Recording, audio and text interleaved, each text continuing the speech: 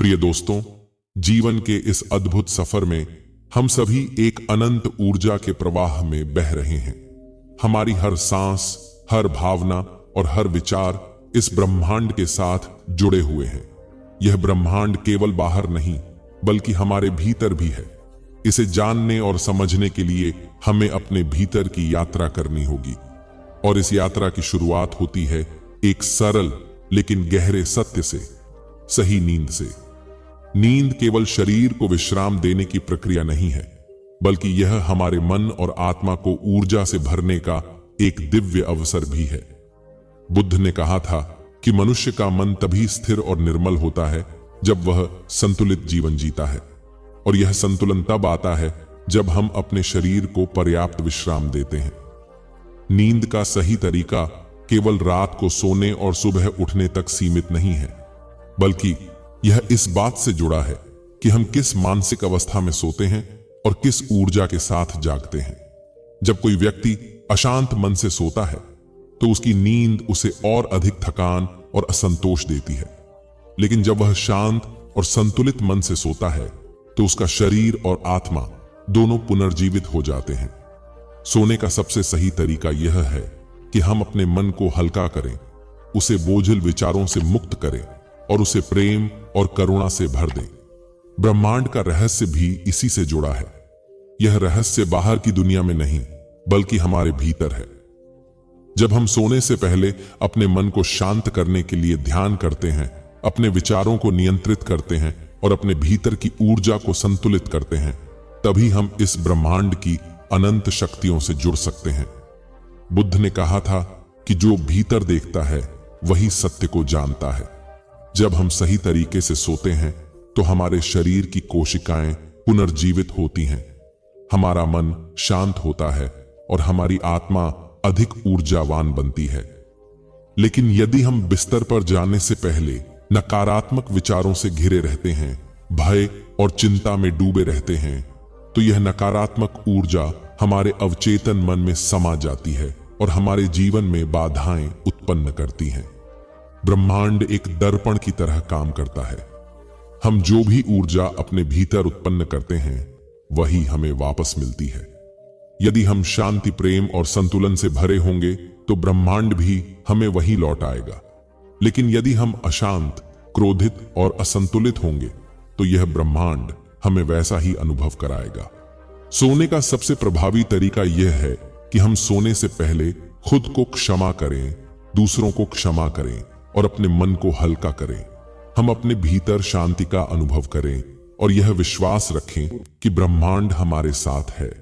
यदि हम सोने से पहले यह संकल्प लें कि कल का दिन हमारे लिए एक नया और सकारात्मक अवसर लेकर आएगा, तो हमारी ऊर्जा भी उसी दिशा में कार्य करने लगेगी।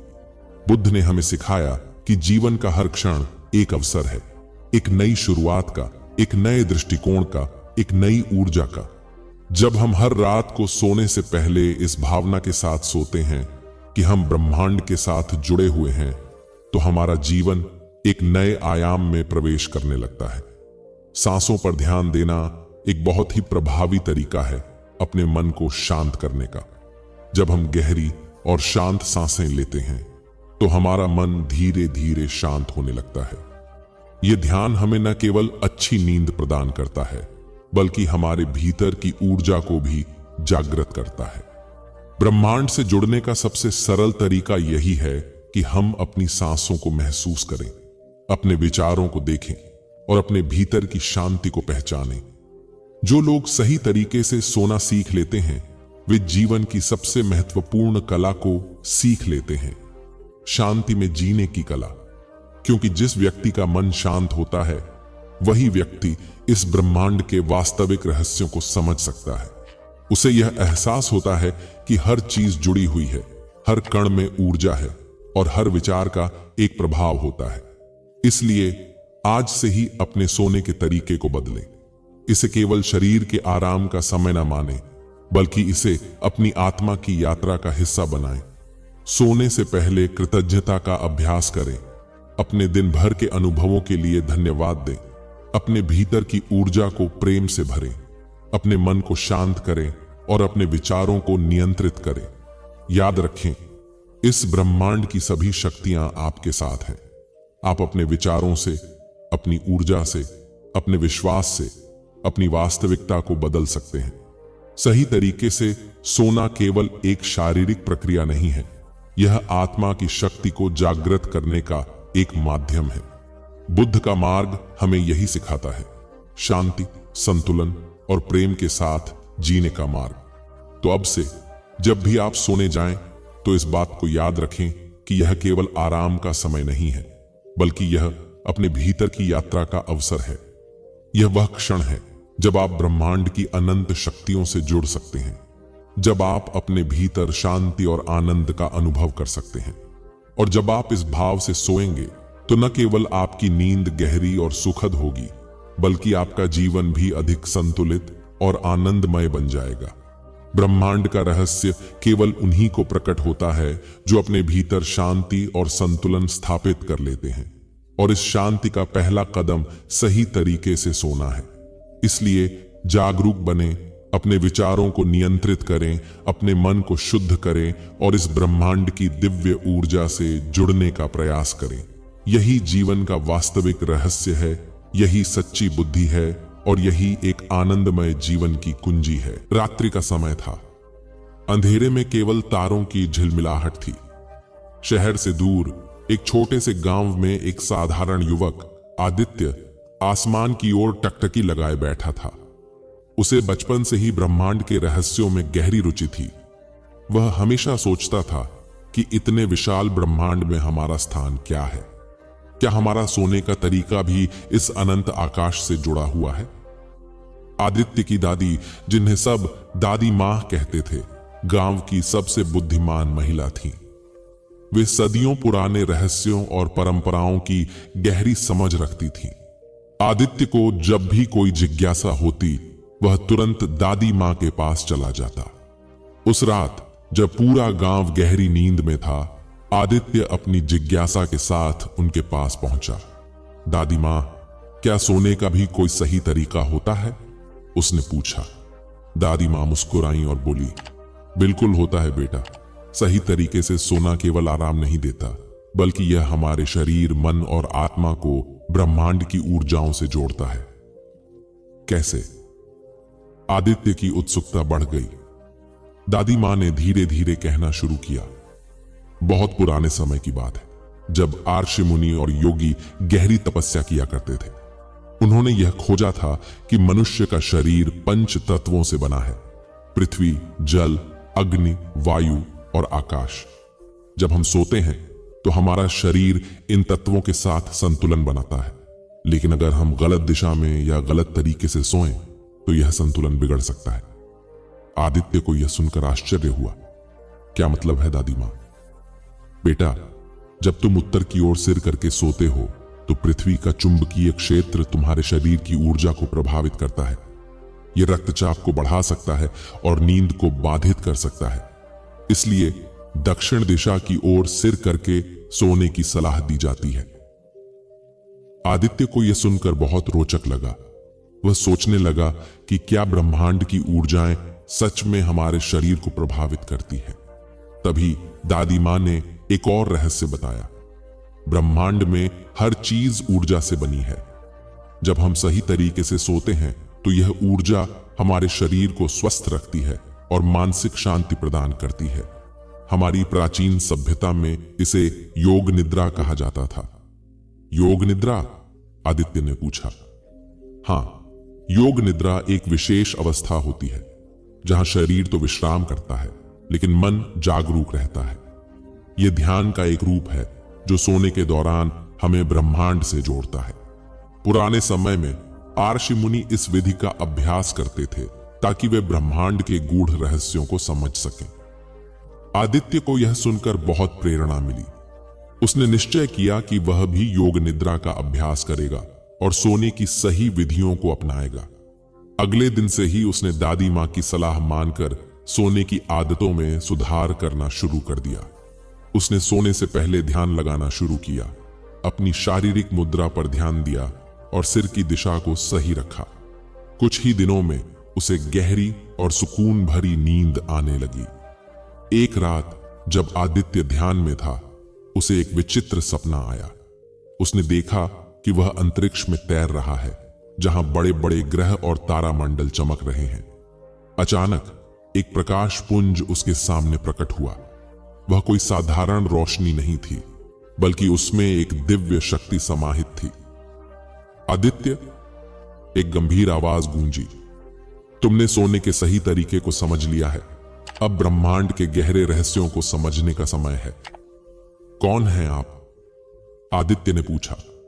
मैं तुम्हारी आत्मा की चेतना हूं, जो ब्रह्मांड के साथ एकाकार होने की राह पर है। ब्रह्मांड अनंत है, लेकिन इसमें सब कुछ एक नियम के अनुसार चलता है। तुम्हारी नींद, तुम्हारे विचार और तुम्हारे कार्य, ये सब इस ब्रह्मांड की ऊर्जा से जुड़े हुए हैं। आदित्य ने सिर झुकाया और कहा, लेकिन मैं और क्या कर सकता हूं? तुम्हें अपने विचारों को शुद्ध करना होगा, अपने सोने जागने की प्रक्रिया को संतुलित करना होगा और ध्यान द्वारा अपने मन को नियंत्रित करना होगा। जब तुम ऐसा करोगे तो तुम्हें गहरी अंतर्दृष्टि प्राप्त होगी और ब्रह्मांड के रहस्यों का साक्षात्कार होगा। अचानक आदित्य की आंखें खुल गईं। वह अपने कमरे में था, लेकिन वह सपना इतना वास्तविक लग रहा था कि वह कांप गया। वह समझ गया कि यह सिर्फ एक सपना नहीं था, बल्कि एक दिव्य संदेश था। इसके बाद आदित्य ने अपने जीवन में एक नया नियम बनाया। वह सही समय पर सोने और जागने लगा, ध्यान को अपनी दिनचर्या का हिस्सा बना लिया और अपने विचारों को सकारात्मक रखने लगा। धीरे धीरे उसे अपनी चेतना में बदलाव महसूस होने लगा, बढ़ गई। शरीर अधिक ऊर्जावान महसूस करने लगा और वह अपने सपनों में नए रहस्यों की झलक पाने लगा। कुछ वर्षों बाद आदित्य एक प्रसिद्ध योग गुरु बन गया। लोग दूर दूर से उसके पास आते थे ताकि वे भी सोने के सही तरीके और ब्रह्मांड के रहस्यों को समझ सकें। वह अपने शिष्यों को बताता था कि नींद केवल विश्राम नहीं है, बल्कि यह ब्रह्मांड से जुड़ने का एक माध्यम है। आदित्य की कहानी सुनकर हर कोई प्रेरित होता था। उसने अपने ज्ञान से हजारों लोगों का जीवन बदल दिया, लेकिन वह जानता था कि यह सिर्फ एक शुरुआत थी। ब्रह्मांड अनंत है और उसके रहस्य भी अनंत हैं। वह हर रात सोने से पहले आसमान की ओर देखता और मुस्कुराता, यह जानते हुए कि वह ब्रह्मांड की ऊर्जा का हिस्सा है और उसकी यात्रा अभी जारी है। नमस्कार दोस्तों, अकेला व्यक्ति हर बार में आपका दिल से स्वागत है। दोस्तों, रात होते ही हम सभी सो जाते हैं, पर क्या आपको पता है, सोने का भी तरीका होता है। आज हम सोने के तरीके के विषय में बात करेंगे। दोस्तों, अगर आपका कोई सवाल है तो आप कमेंट में हमें पूछ सकते हैं। तो चलिए दोस्तों, रात की नींद कहानी शुरू करते हैं। नींद केवल एक सामान्य क्रिया नहीं है, बल्कि यह हमारे शरीर और मन के लिए सबसे आवश्यक चीजों में से एक है। सही तरीके से सोना न केवल हमारे स्वास्थ्य को बेहतर बनाता है, बल्कि यह हमारे मानसिक और आध्यात्मिक विकास में भी मदद करता है। लेकिन क्या आपने कभी सोने के सही तरीके के बारे में सोचा है?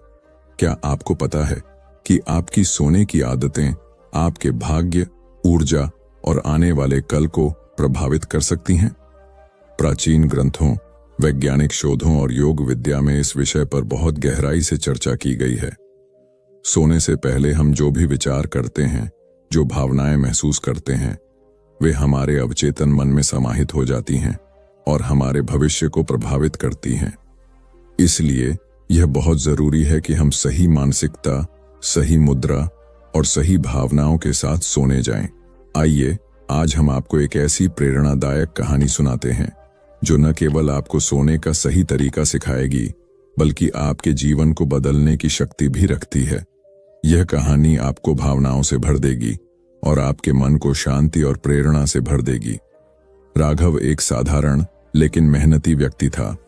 वह दिन भर काम करता और रात को थककर अपने बिस्तर पर गिर जाता, लेकिन उसकी एक समस्या थी, वह ठीक से सो नहीं पाता था। चाहे वह कितना भी थक जाए, रात को उसके मन में हजारों विचार उमड़ते रहते। कभी बीते हुए समय की चिंताएं, कभी भविष्य की अनिश्चितताएं, कभी जीवन की परेशानियां। उसकी नींद अधूरी रहती और सुबह उठते ही वह खुद को और भी थका हुआ महसूस करता। एक दिन वह अपने दादाजी के पास गया, जो एक विद्वान और योगी थे। उसने कहा, दादाजी, मैं रात को सो नहीं पाता, मेरा मन अशांत रहता है, आप ही मुझे कोई उपाय बताइए।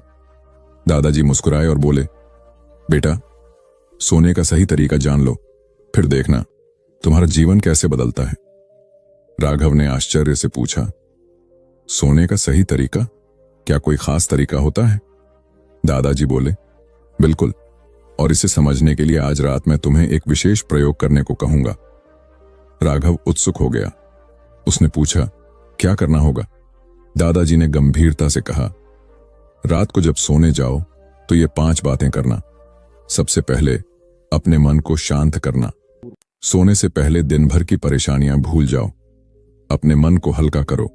याद रखो, जो बीत गया उसे बदला नहीं जा सकता, और जो आने वाला है उसकी चिंता करने से कुछ नहीं बदलेगा। राघव ने उस रात यही किया।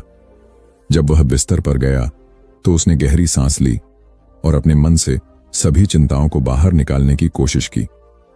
उसने महसूस किया कि उसका मन पहले से हल्का हो गया है। दूसरा नियम था कृतज्ञता का अभ्यास। सोने से पहले कम से कम 3 चीजों के लिए भगवान को धन्यवाद देना चाहिए।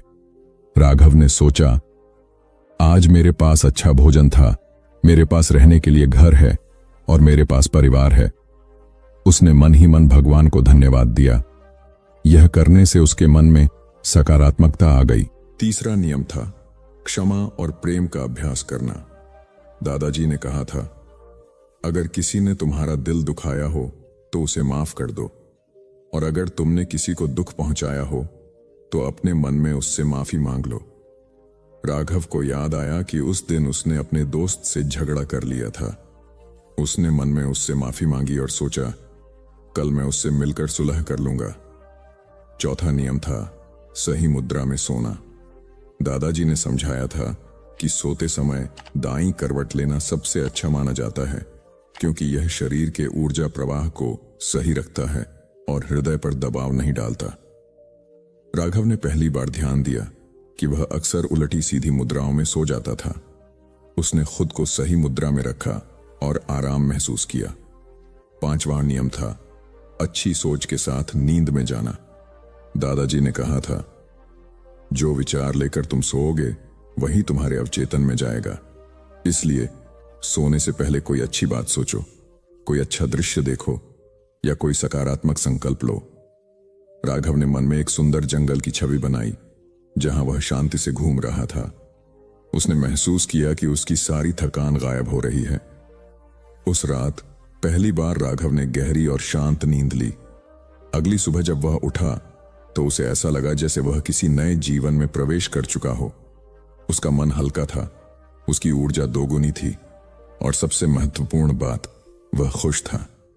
वह दौड़ता हुआ दादाजी के पास गया और बोला, दादाजी, आपने जो बताया वह सच में जादू जैसा था। मुझे पहली बार सुकून भरी नींद मिली। दादाजी मुस्कुराए और बोले, बेटा, यह कोई जादू नहीं है, यह जीवन का सत्य है।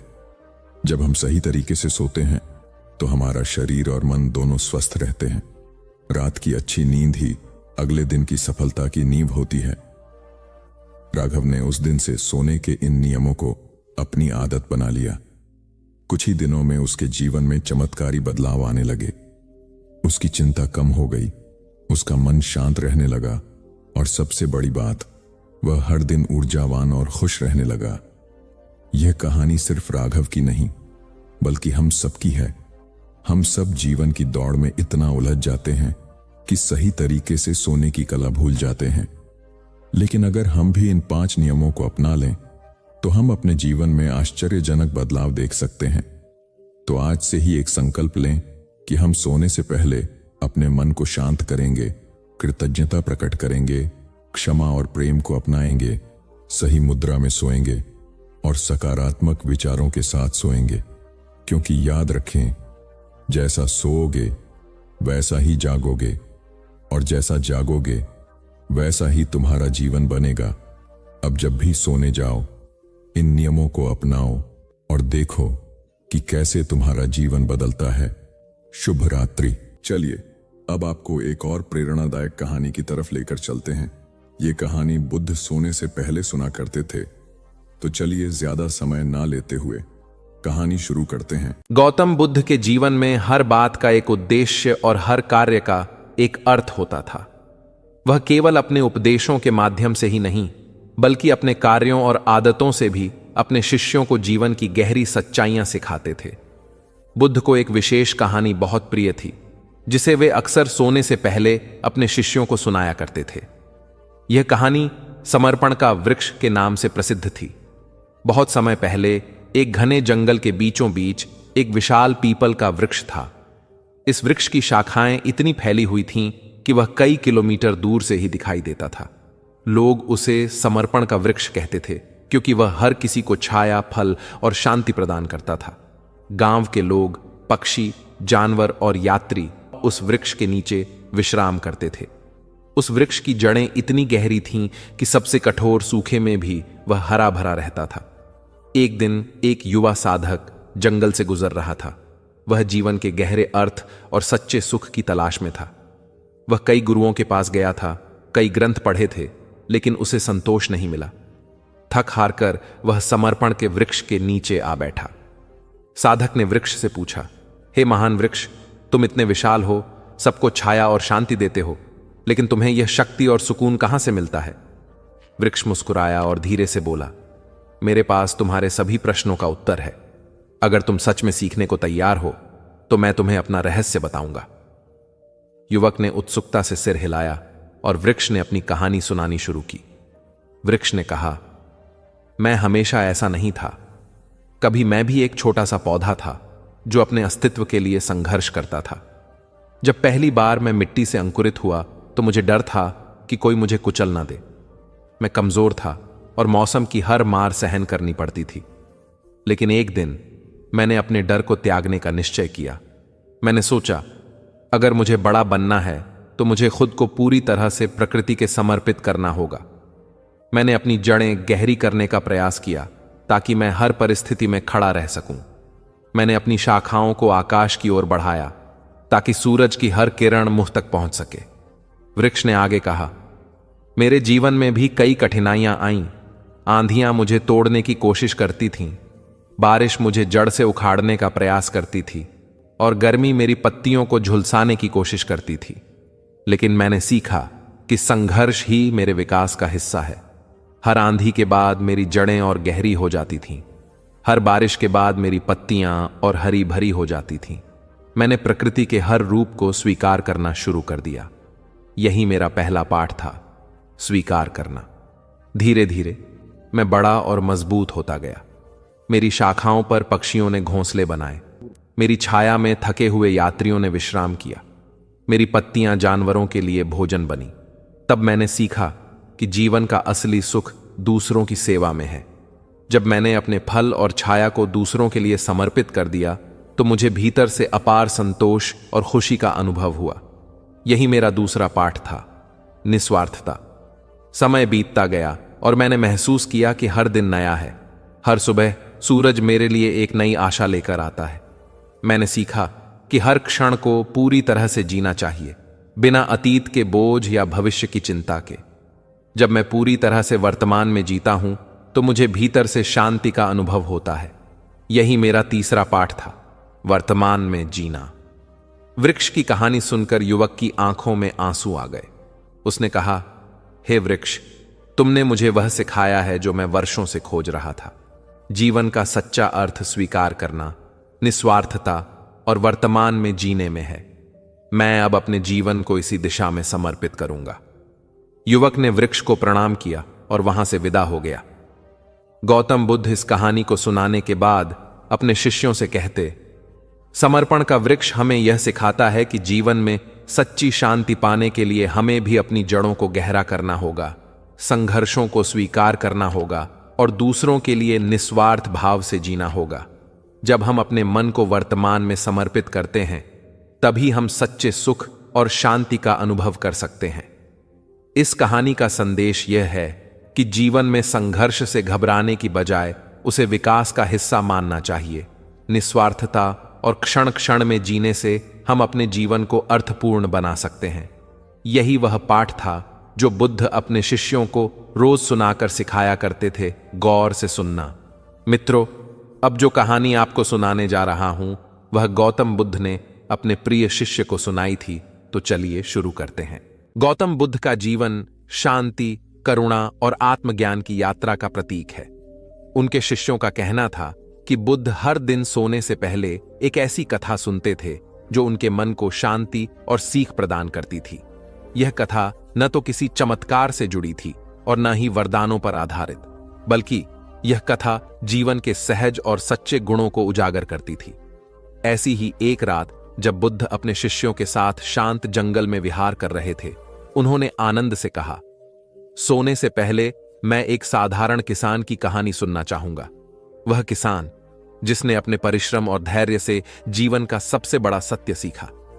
आनंद ने सिर झुका लिया और मुस्कुराते हुए बोले, महात्मा, यह कथा हमें दिखाएगी कि किस प्रकार साधारण जीवन में ही असाधारण ज्ञान छिपा है।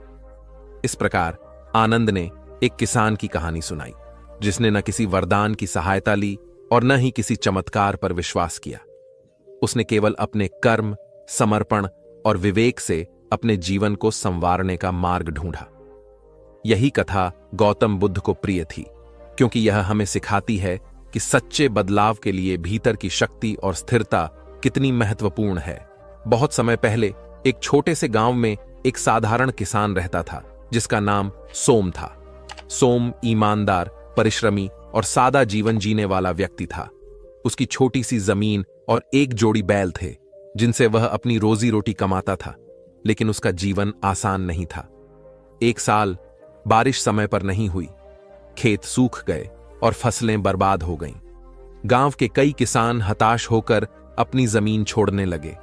कुछ ने देवताओं से प्रार्थना की तो कुछ ने वरदान की आशा में अपने सारे धन को दान कर दिया, लेकिन सोम ने ऐसा कुछ नहीं किया। जब पड़ोसी उससे पूछते, तुम क्यों नहीं किसी चमत्कार की आस रखते, तो सोम मुस्कुराकर कहता, मेरे पास केवल मेरा परिश्रम और धैर्य है, मैं इन्हीं पर भरोसा करता हूं। उस कठिन वर्ष में सोम ने पानी की कमी से जूझते हुए अपने खेतों की मिट्टी को खुदाई करके गहरा किया। उसने अपने बैलों की देखभाल की, उन्हें अच्छे से चारा खिलाया और छोटे छोटे तालाब खोदने शुरू किए ताकि बारिश का पानी इकट्ठा हो सके। गांव वाले उसका मजाक उड़ाते थे, लेकिन सोम ने परवाह नहीं की। फिर अगले साल बारिश सामान्य से अधिक हुई। सोम के छोटे तालाब पानी से भर गए। उसने अपनी जमीन में बीज बोए और आश्चर्यजनक रूप से उसकी फसल इस बार इतनी अच्छी हुई कि उसने पूरे गांव के किसानों की मदद की। आनंद ने कथा समाप्त की और कहा, महात्मा, सोम की कहानी हमें यह सिखाती है कि जीवन में वरदान या चमत्कार की जरूरत नहीं है। धैर्य, कर्म और विवेक ही असली वरदान है। गौतम बुद्ध ने मुस्कुराते हुए कहा, सत्य कहा आनंद। यह कथा मुझे याद दिलाती है कि आत्मनिर्भरता और समर्पण का मार्ग ही सच्चे शांति की ओर ले जाता है। यही मेरे जीवन का संदेश है। इस कथा का सार यह है कि जीवन में स्थायी समाधान केवल हमारी अपनी मेहनत, धैर्य और विवेक से ही आते हैं। वरदान या चमत्कार से प्राप्त सुख क्षणिक होता है, लेकिन स्वयं का परिश्रम और विश्वास स्थायी आनंद देता है। कि आप हर दिन एक प्रेरणादायक कहानी जरूर सुने। प्रेरणादायक कहानियां गहरे स्तर के ज्ञान को सीखने का एक शानदार तरीका है। यहाँ कुछ लघु प्रेरणादायक कहानियों का संग्रह है जो आपके मन और आत्मा के उत्थान की शक्ति को बढ़ा सकती है। प्रेरणादायक कहानियां हमेशा हमारे जीवन में महत्वपूर्ण भूमिका निभाती हैं, क्योंकि हम ऐसी कहानियों से बहुत कुछ सीख सकते हैं। प्रेरणादायक कहानियों का इतिहास उतना ही पुराना है जितना कि स्वर्ग और नर्क की अवधारणा। कोई भी निर्धारित नहीं कर सकता है कि ये कहानियां वास्तव में कहां से शुरू हुई हैं, लेकिन तथ्य यह है कि ये कहानियां आत्म प्रेरणा और किसी के व्यक्तित्व को विकसित करने में महत्वपूर्ण भूमिका निभाती हैं। ये कहानियां हमेशा दिल को छूती हैं और भावनाएं पैदा करती हैं। इसलिए जब भी हम कोई अच्छी प्रेरक कहानी सुनते हैं तो हमारी आत्मा तरोताजा हो जाती है। एक बालक अभी पूरे 2 साल का भी नहीं हुआ था कि उसके पिता की मृत्यु हो गई। ऐसी कठिन परिस्थिति में उसकी मां उसे लेकर अपने मायके में रहने लगी। सभी उसे नन्हा कहकर पुकारते थे। छोटे से कद का बालक शारीरिक रूप से दुर्बल था, किंतु मानसिक रूप से अत्यंत मेधावी। उसे जो कुछ भी कहा या सिखाया जाता वह बड़े मनोयोग से उसे ग्रहण करता था। धीरे धीरे दिन बीतते गए और बालक 6 वर्ष का हो गया। एक बार वह अपने कुछ मित्रों के साथ मिलकर किसी बाग में फूल तोड़ने पहुंचा। वह बालक और उसके सभी फल तोड़ने लगे। तभी माली आ गया। उस बालक के सभी मित्र भाग गए, लेकिन वह माली की पकड़ में आ गया। माली ने उसे डंडे से पीटना शुरू किया। नन्हा मार खाता रहा और फिर धीमी आवाज में माली से बोला, मेरे पिता इस दुनिया में नहीं है, इसलिए तुम मुझे इस तरह मार रहे हो। बालक की बात सुनकर माली का हाथ रुक गया। माली शांत होकर बोला, बेटा, तुम्हारे पिता के न होने से तुम्हारी जिम्मेवारी और अधिक बढ़ जाती है कि तुम कोई गलत काम नहीं करो। यह सुनकर नन्हा बालक फूट फूट कर रो पड़ा और फिर कभी गलत काम न करने का संकल्प लिया। यही नन्हा बालक बड़ा होकर लाल बहादुर शास्त्री के नाम से विख्यात हुआ और प्रधानमंत्री के रूप में अपने गुण व व्यवहार से सर्वत्र प्रशंसा पाई। कथा का सार यह है कि माँ बाप के अमूल्य मार्गदर्शन के अभाव की स्थिति में और अधिक जिम्मेदार बनकर आत्मविकास करना चाहिए। 19वीं शताब्दी का एक प्रसंग है। मेदिनीपुर जिले के वीर सिंह नामक गांव में एक मां अपने पुत्र के साथ रहती थी। मां का रहन सहन अत्यंत सादा था और विचार अति उच्च। अपने पुत्र को वह सदा सुसंस्कारों की शिक्षा देती थी। पुत्र भी मां का आज्ञाकारी था। मां बहुत संघर्ष कर पुत्र का पालन पोषण कर रही थी। पुत्र अपनी मां के कष्टों को देखता समझता था और इसी वजह से उसके मन में यह भावना थी कि बड़ा होकर अपनी मां को सभी प्रकार के सुख दूं। एक दिन पुत्र ने मां से कहा, मेरी बहुत इच्छा है कि तुम्हारे लिए कुछ गहने बनवाऊं, तुम्हारे पास एक भी गहना नहीं है। यह सुनकर मां बोली, बेटा, मुझे बहुत दिनों से 3 प्रकार के गहनों की इच्छा है। पुत्र ने पूछा, वे कौन से गहने हैं? मां ने उत्तर दिया, बेटा, इस गांव में स्कूल नहीं है, तुम एक अच्छा स्कूल बनवाना, एक दवाखाना खुलवाना, गरीब और अनाथ बच्चों के रहने और भोजन की व्यवस्था करवाना, यही मेरे लिए गहनों के समान होगा। मां की बात सुनकर पुत्र रो पड़ा। वह पुत्र था पंडित ईश्वर चंद्र विद्यासागर और मां थी भगवती देवी। वीर सिंह गांव में इस पुत्र द्वारा स्थापित किया हुआ भगवती विद्यालय आज भी उन अमूल्य गहनों की कथा सुना रहा है। कथा का सार यह है कि स्वयं की सज्जा से अधिक समाज को संवारने की कामना ही मनुष्य को मनुष्यत्व प्रदान करती है और ऐसी मनुष्यता से भरा समाज एक सुसंस्कृत राष्ट्र की परिकल्पना को साकार करता है। एक महात्मा बड़े ज्ञानी थे। वे प्रायः अपने शिष्यों को रामायण, महाभारत और गीता ग्रंथों की अच्छी बातें बताकर उन्हें आचरण में उतारने का आग्रह करते थे। प्रतिदिन संध्या को वे प्रवचन करते और श्रोताओं को इन धर्म ग्रंथों की कथाएं व दृष्टांत सुनाकर उनमें सदाचार जागृत करने का प्रयास करते थे। स्वयं महात्मा जी का आचरण भी तदनुकूल ही था। वे कंदमूल खाते, कभी किसी वस्तु की इच्छा न करते थे। धन संग्रह में उनकी कदापि रुचि नहीं थी। यदि कोई शिष्य अथवा श्रोता श्रद्धापूर्वक उन्हें कुछ भेंट करता तो वे तत्क्षण उसे किसी जरूरतमंद को दान कर देता। प्रवचन के पश्चात लोगों के प्रश्नों व जिज्ञासुओं का भी महात्मा जी समाधान करते। वे प्रायः रामायण आदि ग्रंथों से शिक्षा ग्रहण करने की बात कहते थे। एक दिन किसी व्यक्ति ने उनसे प्रश्न किया, महात्मा जी, रामायण को सही माना जाए या गलत? उन्होंने उत्तर दिया, वत्स, जब रामायण की रचना हुई थी तब मैं नहीं था। राम जी वन में विचरण कर रहे थे, तब भी मेरा अता पता नहीं था, इसलिए मैं नहीं बता सकता कि रामायण सही है या गलत। मैं तो सिर्फ इतना बता सकता हूं कि इसके अध्ययन एवं इससे मिलने वाली शिक्षा से सुधर कर मैं आज इस स्थिति में हूं। चाहो तो तुम भी इसका प्रयोग कर अपना जीवन बेहतर बना सकते हो। सार यह है कि धर्म ग्रंथ व नीति ग्रंथ तर्क का विषय नहीं होते, उनमें सतोमुखी जीवन के तत्व होते हैं। अतः उनसे अपने जीवन को सार्थकता देने की शिक्षा ग्रहण करनी चाहिए, न कि उन्हें तर्क की कसौटी पर कसना चाहिए। उपन्यासकार डा क्रोनिन अत्यंत निर्धन थे। पुस्तकों की रॉयल्टी या तो प्रकाशक हड़प जाते अथवा क्रोनिन को उनके हक से कम 2 क्रोनिन बहुत सीधे थे।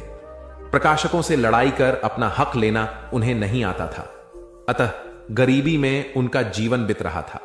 इसी गरीबी में जैसे तैसे उन्होंने चिकित्सा की पढ़ाई पूर्ण की और डॉक्टर बन गया। जब वे चिकित्सा के क्षेत्र में आए तो कुछ लोगों ने उन्हें इसके जरिए पैसा कमाने का तरीका बताया। वे लोगों की बातों में आकर मरीज से मोटी फीस वसूलने लगे। वे किसी भी निधर्ण पर दया नहीं करता और पूरा चिकित्सा खर्च लेते।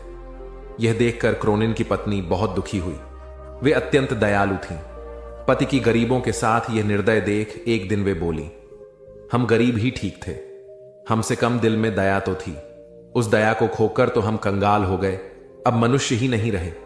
पत्नी की मर्मस्पर्शी बात सुनकर कोर्निन को आत्माबोध हुआ और उन्होंने अपनी पत्नी से कहा, तुम सच कह रही हो। व्यक्ति धन से नहीं मन से धनी होता है। तुमने सही समय पर सही राह दिखाई, अन्यथा हम अमानवीयता की गहरी खाई में गिर जाते तो कभी उठ ही नहीं पाते। कथा का निहितार्थ यह है कि जब मनुष्य अपनी मानवीयता की मूल पहचान से डिगने लगता है तो सामाजिक नैतिकता तो खंडित होती ही है, वह स्वयं भी भीतर खोखला हो जाता है, क्योंकि ऐसा उनकी पवित्र संस्कारशीलता बलि चढ़ चुकने के बाद ही होता है। बौद्ध धर्म का व्यापक प्रचार प्रसार हो चुका था। अनेक बौद्ध मठ स्थापित हो चुके थे। सभी मठों में योग्य आचार्य व कुलपित की नियुक्ति की जानी थी ताकि वे बौद्ध धर्म के समुचित प्रसार में अपनी महती भूमिका निभा सकें। आचार्य व कुलपति की नियुक्ति में उनके ज्ञान और विवेक के अतिरिक्त उनकी परहित रुचि को भी विशेष रूप से परखा जाता था, क्योंकि मठ सामूहिक हितों को प्रमुखता देते थे। एक बड़े बौद्ध मठ के लिए योग्य कुलपति की नियुक्ति उन दिनों चर्चा का विषय थी। उस बौद्ध मठ के आचार्य ज्ञान और विवेक के धनी मोदगल्यायन थे। कुलपति पद के लिए 3 उम्मीदवार थे और तीनों ही योग्य थे, किंतु चुनाव तो एक का ही करना था। अतः तीनों की परीक्षा लेने के लिए तीनों को जंगल में भेजा गया। आचार्य मोदगल्यायन उनकी परीक्षा लेने के लिए पहले ही जंगल में पहुंच गए। उन्होंने मार्ग में कांटे बिछा दिए। संध्या होने तक तीनों उम्मीदवार भी वहां आ पहुंचे। मार्ग में कांटे देखकर तीनों रुके। एक ने कुछ सोचकर अपना रास्ता बदल लिया, दूसरे ने कांटों पर से कूदकर रास्ता पार किया, तीसरा मार्ग से कांटे हटाने लगा ताकि मार्ग दूसरों के लिए निष्कंटक बन जाए। आचार्य मोदगल्यायन ने छुपकर यह देखा। यह सब देखकर आचार्य मोदगल्यायन ने इस तीसरे उम्मीदवार को यह कहते हुए कुलपित घोषित किया कि मठ में सत्प्रवृत्तियों को परंपरा वही डाल सकेगा जो सभी का ध्यान रख सके और अपने आचरण से प्रेरणा देने की क्षमता रखता हो। कथा का सार यह है कि निजी हितों पर सामूहिक हितों को वरीयता देने वाला ही सच्चा नेतृत्व करता होता है। एक गुरु और शिष्य तीर्थाटन हेतु जा रहे थे। चलते चलते शाम घिर आई तो दोनों एक पेड़ के नीचे रात्रि विश्राम के लिए रुक गए। गुरुजी रात्रि में मात्र 3-4 घंटे ही सोते थे, इसलिए उनकी नींद जल्दी पूर्ण हो गई। वे शिष्य को जगाए बिना दैनिक कार्यों से निवृत्त हो पूजा पाठ में लग गए। इसी बीच उन्होंने एक विषधर सर्प को अपने शिष्य की ओर जाते देखा। चूंकि गुरुजी पशु पक्षियों की भाषा समझते थे, इसलिए उन्होंने सर्प से प्रश्न किया, सोए हुए मेरे शिष्य को डसने का प्रयोजन है?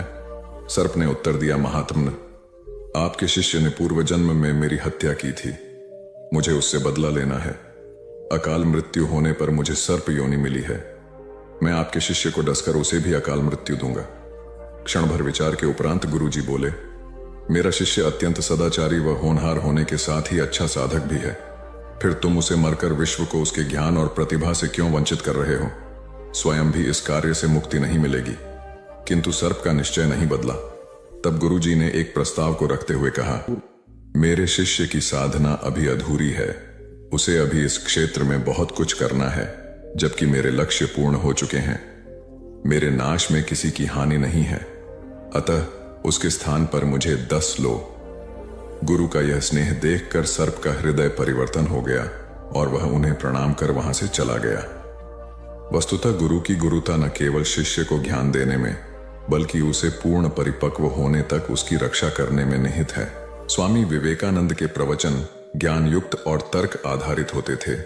ज्ञान, भक्ति और कर्म विषयक जटिल से जटिल प्रश्नों का समाधान स्वामी जी अपनी सहज मेघा से कर देते थे। जिज्ञासुओं का जमावड़ा उनके आसपास हमेशा लगा रहता था। प्रवचन के दौरान या प्रवचन समाप्ति के उपरांत भी कई बार ऐसा होता था कि जिज्ञासुओं की ओर से प्रश्न आते रहते और स्वामी जी उन प्रश्नों का संतुष्टिजनक उत्तर देते। एक बार स्वामी जी अपने प्रवचन में भगवान के नाम की महत्ता बता रहे थे। यह सुनकर एक व्यक्ति ने तर्क दिया, शब्दों में क्या रखा है स्वामी जी? उन्हें रटने से क्या लाभ होगा? तब स्वामी जी उसे प्रमाण सहित समझाने के उद्देश्य से नीच, जाहिल, मूर्ख आदि अपशब्दों से संबोधित किया। यह सुनकर वह अत्यंत क्रोधित हो गया और कहने लगा, आप जैसे सन्यासी के मुंह से ऐसे शब्द शोभा नहीं देते। आपके इन कुवचनों से मुंह बहुत आघात पहुंचा है। तब स्वामी जी बोले, भाई वे तो शब्द मात्र थे। आपने ही कहा कि शब्दों में क्या रखा है। मैंने भी तो आपको मात्र शब्द ही कहे, कोई पत्थर तो नहीं मारे। स्वामी जी की बात सुनकर उस व्यक्ति को अपने प्रश्न का जवाब मिल गया कि अब शब्द क्रोध का सकते हैं तो प्रिय वचन भी आशीर्वाद और कृपा दिला सकते हैं। वस्तुतः शब्द की महिमा अपरंपार है। अप्रिय वाणी मर्म भेदी होती है और मधुर वाणी मरहम का काम करती है। इसलिए प्रथम स्थिति में अपयश और दूसरी स्थिति में सम्मान व शुभाशीष मिलती है। एक जंगल में 3 दोस्त बड़े आनंद से रहते थे, कछुआ, हिरण और कौआ। जंगल में सभी प्रकार के प्राणी और पक्षी भी रहते थे, लेकिन उनके जैसा कोई न था। एक दिन हिरणी बोली, अरे वही बैठे बैठे मैं बोर हो गई हूं, चलिए कोई ऐसा खेल खेलते हैं जिसमें सभी को मजा आ जाए। कछुआ और कौआ बोला, हाँ दोस्तों, वही बैठे बैठे का खेल खेलकर बोर हो चुके हैं, अब कुछ नया खेल खेलेंगे। कौवे को हिरण बोली, ठीक है, तो तुम एक बड़े से पेड़ पर बैठकर आंखें बंद करके 10 तक गिनती करो और हम दोनों छुपेंगे। उसके बाद तुम हमें ढूंढना। ढूंढने पर जो भी पहला मित्र दिखेगा वो तुम्हारी जगह पर 10 तक गिनती करेगा और तुम छुप जाना। कौआ गिनती करने लगा, हिरण और कछुआ छुपने लगे। इसी तरह खेल चलता रहा। जब खेल खेल कर तीनों मित्र थक गए तब एक जगह बैठकर बातें करने लगे। उतने में एक शिकारी वहां से गुजर रहा था। तभी उसकी नजर हिरण, कौआ और कछुए पर पड़ी। शिकारी ने जैसे ही तीनों मित्रों को देखा उन्हें पकड़ने के लिए दौड़ा। खतरे का आभास होते ही हिरण और कौआ रफू चक्कर हो गए, यानी कि वहां से भाग गए। कछुए को आभास हुआ, परंतु कछुए की चाल धीरे होने के कारण शिकारी के हाथ लग गया और शिकारी उसे अपने कपड़े में बांधकर ले जाने लगा। शिकारी मन ही मन खुश हो गया, हिरण नहीं तो कछुआ ही सही, रात का तो प्रबंध हो गया, यह कहकर वहां से जाने लगा। उधर हिरण और कौआ अपने मित्र को ऐसे शिकारी के कैद में देखकर दुखी होने लगे। तभी शिकारी भोजन में कछुए को खाने वाला है। यह सुनकर हिरण और कौवे ने एक योजना बनाई। कौवे ने हिरण को कहा कि जैसे ही शिकारी यहां से जब जाने लगेगा तब तुम उसके सामने जाना। जब शिकारी तुम्हें देखेगा तो अपनी पोटली जमीन पर रखकर तुम्हें पकड़ने के लिए जैसे ही दौड़ेगा, मैं जमीन पर रखी हुई पोटली पकड़कर उड़ जाऊंगा और तुम वहां से भाग जाना। जैसे ही शिकारी वहां से जाने लगा, हिरनी उसके सामने आ गई। शिकारी ने हिरनी को पकड़ने के लिए पोटली जैसे ही जमीन पर रखी, कौआ अपनी चोंच में पोटली पकड़कर उड़ गया। शिकारी हिरण को पकड़ने के लिए दौड़ा और पीछे मुड़कर देखा, कौआ पोटली चोंच में पकड़कर उड़ रहा था और इधर हिरण पलक झपटे ही भाग गई। शिकारी निराश होकर घर लौट गया। कौवे ने पोटली को महफूज जगह पर रखा और कछुए को शिकारी के चंगुल से आजाद कराया और तीनों मित्र आनंद से रहने लगे। इससे हमें यह सीख मिलती है कि असली दोस्ताना वही जो समय पर काम आए। एक किसान था जिसके 2 बेटे थे। वह बहुत ही आलसी और निकम्मे थे। वह अपने पिता को कामकाज में हाथ बटाने के बजाय आलस किया करते थे, इधर उधर घूमते फिरते थे। किसान को अपने बेटों की बहुत फिक्र थी। वह सोचते थे कि मेरे मरने के बाद इनका क्या होगा, ये अपना पेट कैसे भरेंगे, अपने परिवार को कैसे संभाल पाएंगे। एक दिन किसान की हालत बहुत ही गंभीर थी, कहने का मतलब किसान मरने की हालत में था। तभी किसान ने अपने दोनों बेटों को बुलाकर उनसे कहा कि हमारे खेत में एक खजाना गड़ा हुआ है, लेकिन वह किस जगह है उसकी जानकारी मुझे भी नहीं है, लेकिन खोदने के बाद तुम्हें वो खजाना मिल जाएगा। इतना कहकर किसान भगवान को प्यारे हो गए। खजाने की खबर सुनकर दोनों बेटों के मन में लालच आ गया और वो दोनों खेत पर चले गए और खेत को खोदने लगे। खजाने के लालच में कुछ ही दिनों में पूरे खेत को खोदने के बाद वह घर जाकर बैठ गए और वह अपने पिता को कोसने लगे। इसी तरह कुछ महीने बीत गए और वर्षा ऋतु का आगमन हुआ। किसान के बेटों के पास पेट भरने के लिए सिर्फ एक ही जरिया था, वो थी खेती। तब बाकी किसानों की तरह किसान के बेटों ने खेत में बीज बोने शुरू कर दिए। वर्षा का पानी पाकर वह बीज अंकुरित हुए और देखते ही देखते खेत लहराने लगे। ऐसा लग रहा था कि हवा के झोंके से लहरा रहे थे। यह देखकर किसान के बेटे बहुत खुश हो गए। उनको समझ आ गया कि परिश्रम ही सच्चा धन होता है और वो उसी तरह से अपने पिता के शब्दों का मोल भी समझ गए और अपने कामकाज में लग गए। यही कहानी आज हम सबकी भी है। मित्रों, इसी पेड़ की तरह हमारे माता पिता भी होते हैं। जब हम छोटे होते हैं तो उनके साथ खेलकर बड़े होते हैं और बड़े होकर उन्हें छोड़कर चले जाते हैं और तभी वापस आते हैं जब हमें कोई जरूरत होती है। धीरे धीरे ऐसे ही जीवन बीत जाता है। हमें पेड़ रूपी माता पिता की सेवा करनी चाहिए, ना कि सिर्फ उनसे फायदा लेना चाहिए। इस कहानी में हमें दिखाई देता है कि उस पेड़ के लिए वह बच्चा बहुत महत्वपूर्ण था और वह बच्चा बार बार जरूरत के अनुसार उस सेब के पेड़ का उपयोग करता था, ये सब जानते हुए भी कि वह उसका केवल उपयोग ही कर रहा है। इसी तरह आजकल हम भी हमारे माता पिता का जरूरत के अनुसार उपयोग करते हैं और बड़े होने पर उन्हें भूल जाते हैं। हमें हमेशा हमारे माता पिता की सेवा करनी चाहिए, उनका सम्मान करना चाहिए और हमेशा, भले ही हम कितने भी व्यस्त क्यों ना हो, उनके लिए थोड़ा समय तो भी निकलते रहना चाहिए। एक समय की बात है, एक बार गौतम बुद्ध अपने शिष्यों के साथ बैठे हुए थे। तभी वहां एक व्यक्ति आया जो बहुत क्रोध में था और गौतम बुद्ध के पास आकर बहुत भला बुरा कहने लगा। गौतम बुद्ध के शिष्यों को बहुत गुस्सा आया, पर गौतम बुद्ध एकदम शांत थे। वह व्यक्ति वहां से चला गया। फिर अगले दिन वह दोबारा आ गया और आज तो वह और भी ज्यादा गुस्से में था और गौतम बुद्ध को और भी बुरा कहने लगा। परंतु आज भी गौतम बुद्ध एकदम शांत थे और मुस्कुरा रहे थे। पर गौतम बुद्ध के शिष्यों को बहुत गुस्सा आया। वह व्यक्ति कुछ देर चिल्लाता रहा, फिर चला गया। अगले दिन वह व्यक्ति फिर आया और आज तो हद ही कर दी उसने। आकर गौतम बुद्ध को गाली देने लगा। गौतम बुद्ध के शिष्यों को बहुत गुस्सा आया, परंतु आज भी गौतम बुद्ध एकदम शांत थे। इतना कुछ चलता रहा और बुद्ध मुस्कुरा रहे थे। यह क्रम कुछ दिन चलता रहा। फिर उस व्यक्ति ने आना छोड़ दिया। तब उनके एक शिष्य ने पूछा, गुरुजी, आप चाहते तो पहले दिन ही उस व्यक्ति को भगा सकते थे, पर आपने ऐसा क्यों नहीं किया?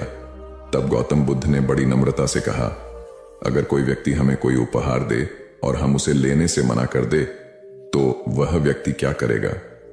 शिष्य ने कहा, वह व्यक्ति अपना उपहार लेकर लौट जाएगा।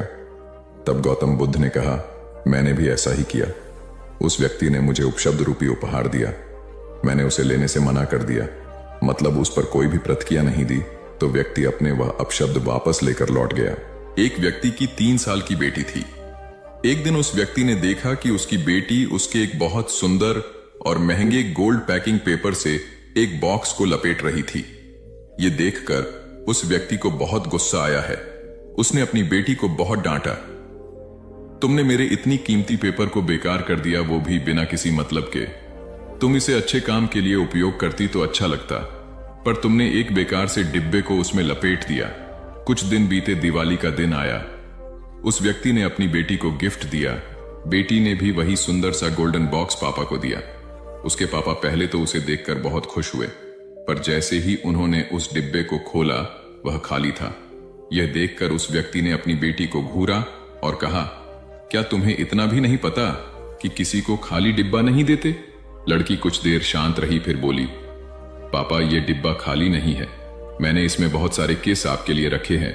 कभी कभी आप जल्दी ऑफिस चले जाते हैं और मैं सोती रह जाती हूं, तो आप इसमें से एक किस ले जा सकते हैं। बेटी की बात सुनकर उस व्यक्ति की आंख भर आई। एक गांव में एक लड़का रहता था। उसके घर की आर्थिक स्थिति ठीक नहीं थी। उसके मन में विचार आया, किसी बड़े शहर में जाकर वह नौकरी करे। वह कलकत्ता गया और नौकरी ढूंढने लगा। बहुत खोज के बाद उसे एक सेठ के घर में नौकरी मिल गई। नौकरी 6 आने रोज की थी। काम था, सेठ को रोज 6 घंटे अखबार और किताब पढ़कर सुनाना। लड़के को नौकरी की जरूरत थी, तो उसने वह नौकरी स्वीकार कर ली। एक दिन की बात है, लड़के को दुकान के कोने में 100 के 8 नोट पड़े मिले। उसने चुपचाप उन्हें अखबार और किताबों से ढक दिया। दूसरे दिन रुपयों की खोजबीन हुई। लड़का सुबह जब दुकान पर आया तो उससे पूछा गया। लड़के ने तुरंत ही प्रसन्नता से रुपये निकालकर ग्राहक को दे दिए। वह बहुत ही खुश हुआ। लड़के के ईमानदारी से सबको बहुत प्रसन्नता हुई। सेठ भी लड़के से बहुत खुश हुआ। सेठ ने लड़के को पुरस्कार देना चाहा तो लड़के ने लेने से मना कर दिया। लड़के ने कहा, सेठ जी, मैं आगे पढ़ना चाहता हूं, पर पैसों के अभाव में पढ़ नहीं पा रहा, आप कुछ सहायता कर दें। सेठ ने लड़के की पढ़ाई का प्रबंध कर दिया। लड़का बहुत मेहनत से पढ़ता गया। यही लड़का आगे चलकर बहुत बड़ा साहित्यकार बना। इसका नाम था राम नरेश त्रिपाठी। हिंदी साहित्य में इनका बहुत बड़ा योगदान है। नुकसान का मातम मनाने से नहीं मिलती सफलता। एक बार आकाश नाम का लड़का मायूस बैठा था। उसे व्यापार में बहुत नुकसान हुआ था। बैंक से भी उसने कर्ज ले रखा था, लेकिन नुकसान की वजह से वह किस्त चुकाने की स्थिति में नहीं था। उसे डर लग रहा था कि बैंक वाले दबाव बनाने लगेंगे तो वह क्या करेगा। उसे यह भी समझ में नहीं आ रहा था कि आगे कौन सा काम शुरू करें। जिस बिजनेस में नुकसान हुआ था उसे दोबारा शुरू करने की हिम्मत आकाश में नहीं थी। यही सब सोचकर वह परेशान रहने लगा। एक दिन उसका दोस्त परेश उससे मिलने आया। परेश ने आकाश को देखते ही कहा, क्या बात है यार, बहुत परेशान लग रहे हो। आकाश ने अपनी परेशानी छुपाने की कोशिश करते हुए कहा, कुछ नहीं यार, बिजनेस में थोड़ा उतर चढ़ाव आता रहता है। परेश ने कहा, तुम्हारा चेहरा बता रहा है कि मामला गंभीर है, मुझसे छुपाओ नहीं। परेश की बात सुनकर आकाश ने उसे अपनी सारी कहानी बता दी। इसके बाद उसने पूछा, मेरी जगह तुम होते तो क्या करते।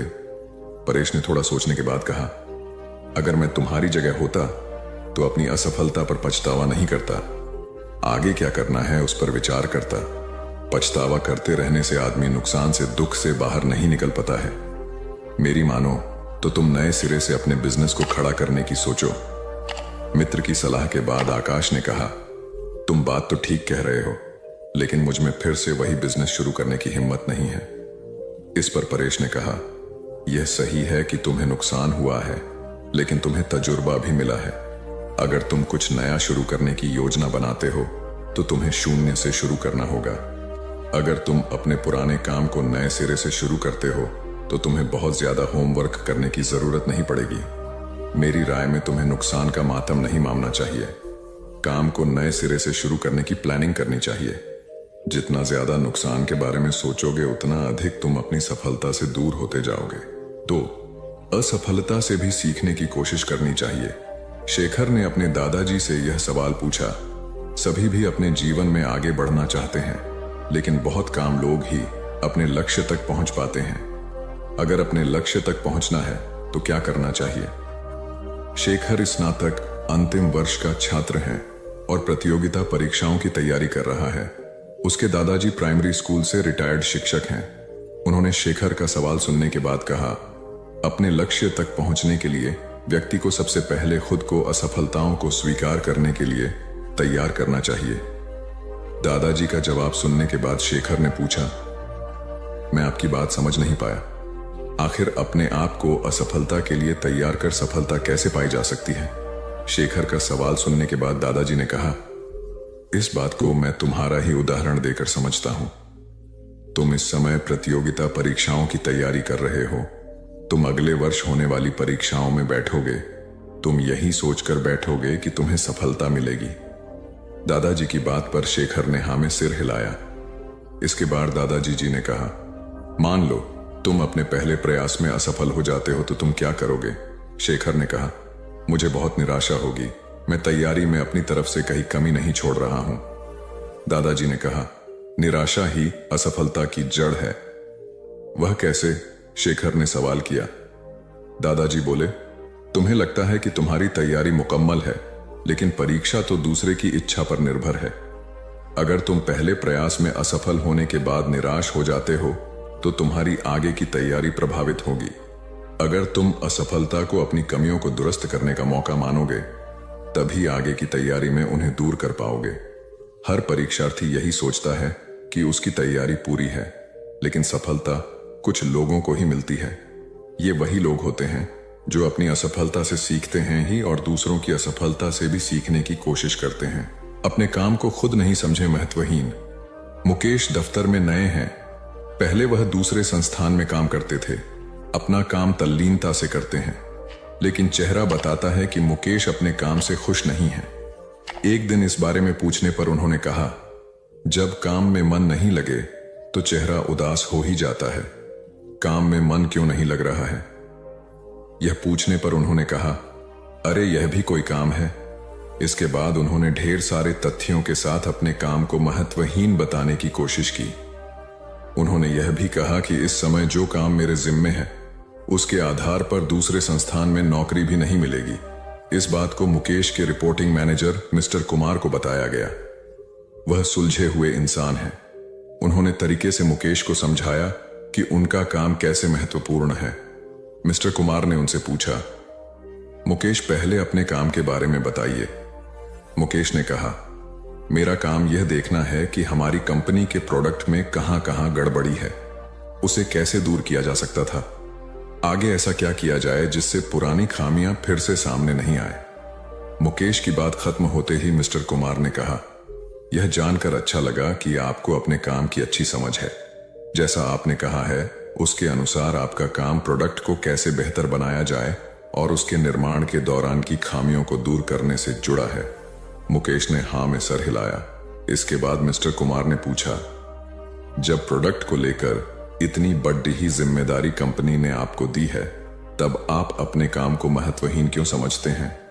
एक आम धारणा है कि जो लोग प्रोडक्ट के निर्माण से सीधे जुड़े हैं वही मेनस्ट्रीम में काम करते हैं, लेकिन हर काम मेनस्ट्रीम का होता है। अगर ऐसा नहीं होता तो कंपनी आपके ऊपर खर्च नहीं करती। कंपनी को पता है कि आपके काम का परिणाम प्रोडक्ट पर दिखेगा। इसलिए इस बात को मन से निकालिए कि आप जो काम कर रहे हैं उसकी पूछ नहीं है। ध्यान से देखेंगे तो लगेगा कि आपका काम ही सबसे महत्वपूर्ण है, एकता और समझदारी। ऊंचे आकाश में सफेद कबूतरों की एक टोली उड़कर जा रही थी। बहुत दूर जाना था उन्हें, लंबा रास्ता था। सुबह से उड़ते उड़ते थकान होने लगी थी। सूरज तेजी से चमक रहा था। कबूतरों को भूख लगने लगी थी। तभी उन्होंने देखा कि नीचे जमीन पर चावल के बहुत से दाने पड़े थे। कबूतरों ने एक दूसरे से कहा, चलो भाई थोड़ी देर रुककर कुछ खा लिया जाए, फिर आगे जाएंगे। एक बुजुर्ग कबूतर ने चारों ओर देखा। वहां दूर दूर तक कोई घर या मनुष्य दिखाई नहीं दे रहा था। फिर चावल के ये दाने यहां कहां से आए? बुजुर्ग कबूतर ने बाकी कबूतरों को समझाया, मुझे लगता है कि यहां कुछ गड़बड़ है, तुम लोग नीचे मत उतरो। लेकिन किसी ने भी उसकी बात नहीं सुनी। सभी कबूतर तेजी से उतरे, दाना चुगने लगे। इतने बढ़िया दाने बहुत दिनों के बाद खाने को मिले थे। वे बहुत खुश थे।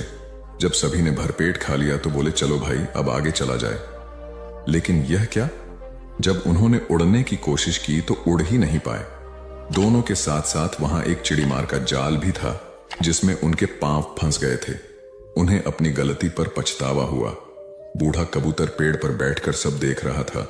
उसने जब अपने साथियों को मुसीबत में देखा तो फौरन उड़ा और चारों ओर देखा। दूर उसे चिड़ीमार आता दिखाई दिया। वह फौरन लौटा और अपने साथियों को बताया। सब वहां से निकलने का उपाय सोचने लगे। तब बूढ़े कबूतर ने कहा, दोस्तों एकता में बड़ी शक्ति होती है। सब एक साथ उड़ड होगे तो जाल तुम्हें रोक नहीं पाएगा। उसने गिना, 1 2 3। उड़ो सारे कबूतरों ने एक साथ जोर लगाया और जाल उनके साथ उठने लगा। जब तक चिड़ीमार वहां पहुंचा तब तक जाल काफी ऊपर उठ चुका था। वह देखता ही रह गया और कबूतर जाल लेकर उड़ गए। बूढ़ा कबूतर सबसे आगे उड़ रहा था। काफी देर उड़ने के बाद वे नीचे उतरे। वहां कबूतरों के दोस्त चूहे रहते थे। चूहों ने अपने तेज दांतों से जाल काट दिया। इस तरह बूढ़े कबूतर की समझदारी और साथ मिलकर काम करने से सभी कबूतर बच गए। एक शहर में एक बहुत अमीर व्यक्ति रहता था। उसका नाम तो था धनीमल, लेकिन था वह बेहद कंजूस। उसका कहना था कि अगर आप अपना पैसा अपने पास रखेंगे तो सबको पता चल जाएगा कि आपके पास बहुत पैसे हैं। फिर चोर डाकू आपके पीछे पड़ जाएंगे और सारा पैसा लूट कर ले जाएंगे। इसलिए वह अपना सारा पैसा छिपा कर रखता था और खुद एक बहुत गरीब व्यक्ति के समान रहता था। पैबंद लगे कपड़े, घिसे हुए जूते, रूखा सूखा खाना, यह सब देखकर लोग उसे भिखारी समझते थे। जिनको पता था कि वह धनवान है वे उसे कंजूस कहकर बुलाते थे। एक दिन धनीमल को अपनी संपत्ति को चोरों से बचाने का एक बहुत बढ़िया उपाय समझ में आया। उसने सारे पैसों से बहुत सा सोना खरीद लिया और फिर सारे सोने को पिघलाकर उसका एक बड़ा सा गोला बना लिया। उसने शहर के बाहर जाकर एक पुराने कुएं के पास एक गड्ढा खोदा और सोने का वह गोला उसमें डालकर गड्ढा बंद कर दिया। वह अब निश्चिंत था। अपनी तसल्ली के लिए वह रोज रात को आकर गड्ढे में देख लेता था कि उसका सोना वहां है या नहीं।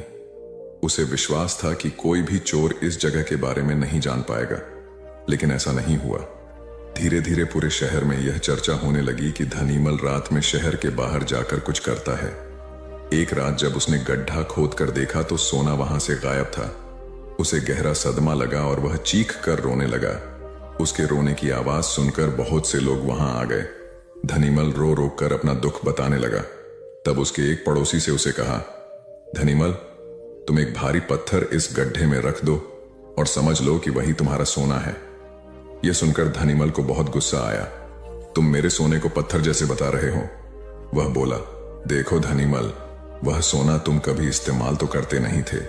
एक पत्थर की तरह यहां उसे दबा कर रख दिया था, तो फिर यहां सोना हो या पत्थर, क्या फर्क पड़ जाता है? उसका पड़ोसी बोला, बात तो ठीक ही थी। धनीमल ने बहुमूल्य सोने को पत्थर के समान मूल्यहीन बना दिया था। उसके बाद धनीमल ने मेहनत करके फिर पैसे कमाए, लेकिन अब वह कंजूस नहीं रहा था।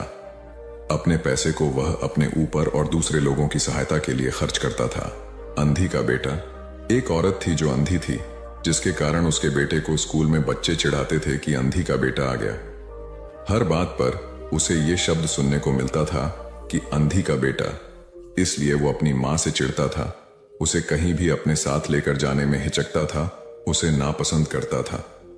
उसकी मां ने उसे पढ़ाया और उसे इस लायक बना दिया कि वो अपने पैरों पर खड़ा हो सके।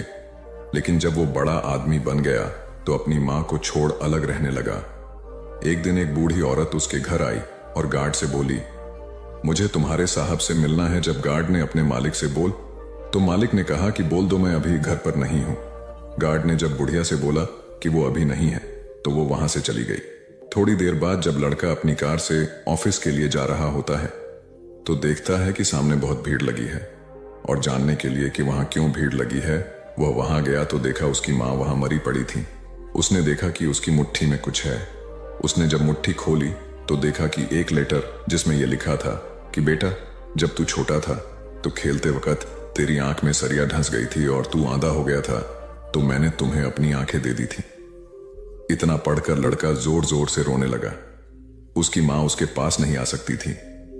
दोस्तों, वक्त रहते ही लोगों की वैल्यू करना सीखो। मां बाप का कर्ज हम कभी नहीं चुका सकते। हमारी प्यास का अंदाज भी अलग है दोस्तों। कभी समंदर को ठुकरा देते हैं तो कभी आंसू तक पी जाते हैं। जीवन साथी सबसे अजीज होता है।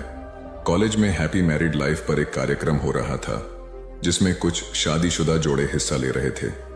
जिस समय प्रोफेसर मंच पर आए, उन्होंने नोट किया कि सभी पति पत्नी शादी पर जोक कर हंस रहे थे। ये देखकर प्रोफेसर ने कहा कि चलो पहले एक गेम खेलते हैं, उसके बाद अपने विषय पर बातें करेंगे। सभी खुश हो गए और कहा, कौन सा गेम? प्रोफेसर ने एक मैरिड लड़की को खड़ा किया और कहा कि तुम ब्लैक बोर्ड पे ऐसे 25-30 लोगों के नाम लिखो जो तुम्हें सबसे अधिक प्यारे हों। लड़की ने पहले तो अपने परिवार के लोगों के नाम लिखे, फिर अपने सगे संबंधी, दोस्तों, पड़ोसी और सहकर्मियों के नाम लिख दिए। अब प्रोफेसर ने उसमें से कोई भी कम पसंद वाले 5 नाम मिटाने को कहा। लड़की ने अपने सहकर्मियों के नाम मिटा दिए। प्रोफेसर ने और 5 नाम मिटाने को कहा। लड़की ने थोड़ा सोचकर अपने पड़ोसियों के नाम मिटा दिए। अब प्रोफेसर ने और 10 नाम मिटाने को कहा। लड़की ने अपने सगे संबंधी और दोस्तों के नाम मिटा दिए। अब बोर्ड पर सिर्फ 4 नाम बचे थे, जो उसके मम्मी पापा, पति और बच्चे का नाम था। अब प्रोफेसर ने कहा, इसमें से और 2 नाम मिटा दो। लड़की असमंजस में पड़ गई। बहुत सोचने के बाद, बहुत दुखी होते हुए उसने अपने मम्मी पापा का नाम मिटा दिया। सभी लोग स्तब्ध और शांत थे, क्योंकि वो जानते थे कि ये गेम सिर्फ वो लड़की ही नहीं खेल रही थी, उनके दिमाग में भी यही सब चल रहा था। अब सिर्फ 2 ही नाम बचे थे, पति और बेटे का। प्रोफेसर ने कहा, और 1 नाम मिटा दो। लड़की अब सहमी सी रह गई। बहुत सोचने के बाद रोते हुए अपने बेटे का नाम काट दिया। प्रोफेसर ने उस लड़की से कहा, तुम अपनी जगह पर जाकर बैठ जाओ, और सभी की तरफ गौर से देखा और पूछा, क्या कोई बता सकता है कि ऐसा क्यों हुआ कि सिर्फ पति का ही नाम बोर्ड पर रह गया? कोई जवाब नहीं दे पाया। सभी मुंह लटका कर बैठे थे। प्रोफेसर ने फिर उस लड़की को खड़ा किया और कहा, ऐसा क्यों? जिसने तुम्हें जन्म दिया और पाल पोस कर इतना बड़ा किया, उनका नाम तुमने मिटा दिया। और तो और, तुमने अपनी कोख से जिस बच्चे को जन्म दिया, उसका भी नाम तुमने मिटा दिया। लड़की ने जवाब दिया कि अब मम्मी पापा बूढ़े हो चुके हैं। कुछ साल के बाद वो मुझे और इस दुनिया को छोड़ के चले जाएंगे। मेरा बेटा जब बड़ा हो जाएगा तो जरूरी नहीं कि वो शादी के बाद मेरे साथ ही रहे, लेकिन मेरे पति जब तक मेरी जान में जान है, तब तक मेरा आधा शरीर बन के मेरा साथ निभाएंगे। इसलिए मेरे लिए सबसे अजीज मेरे पति हैं। प्रोफेसर और बाकी स्टूडेंट ने तालियों की गूंज से लड़की को सलामी दी। प्रोफेसर ने कहा, तुमने बिल्कुल सही कहा कि तुम और सभी के बिना रह सकती हो, पर अपने आधे अंग अर्थात अपने पति के बिना नहीं रह सकती। मजाक मस्ती तक तो ठीक है, पर हर इंसान का अपना जीवन साथी ही उसको सबसे ज्यादा अजीज होता है। दिमाग का इस्तेमाल कर पक्ष में करें परिस्थितियां। एक शेर जंगल में शिकार पर निकला था। एक लोमड़ी अचानक उसके सामने आ गई। लोमड़ी को लगा कि अब उसे कोई नहीं बचा सकता है, लेकिन उसने हार नहीं मानी और अपनी जान बचने के लिए एक तरकीब सोची। लोमड़ी ने शेर से कड़े शब्दों में कहा, तुम्हारे पास इतनी ताकत नहीं कि मुझे मार सको। यह सुनकर शेर थोड़ा अचंभित हुआ। उसने पूछा, तुम ऐसा कैसे कह सकती हो? लोमड़ी ने अपनी आवाज और ऊंची करते हुए बोली, मैं तुम्हें सच बता देती हूं। ईश्वर ने स्वयं मुझे इस जंगल और जंगल में रहने वाले सभी जानवरों का राजा बनाया है। यदि तुमने मुझे मारा तो यह ईश्वर के विरुद्ध होगा और तुम भी मर जाओगे। कुछ देर चुप रहने के बाद लोमड़ी ने कहा, अगर विश्वास नहीं हो रहा है तो तुम मेरे साथ जंगल घूमने चलो।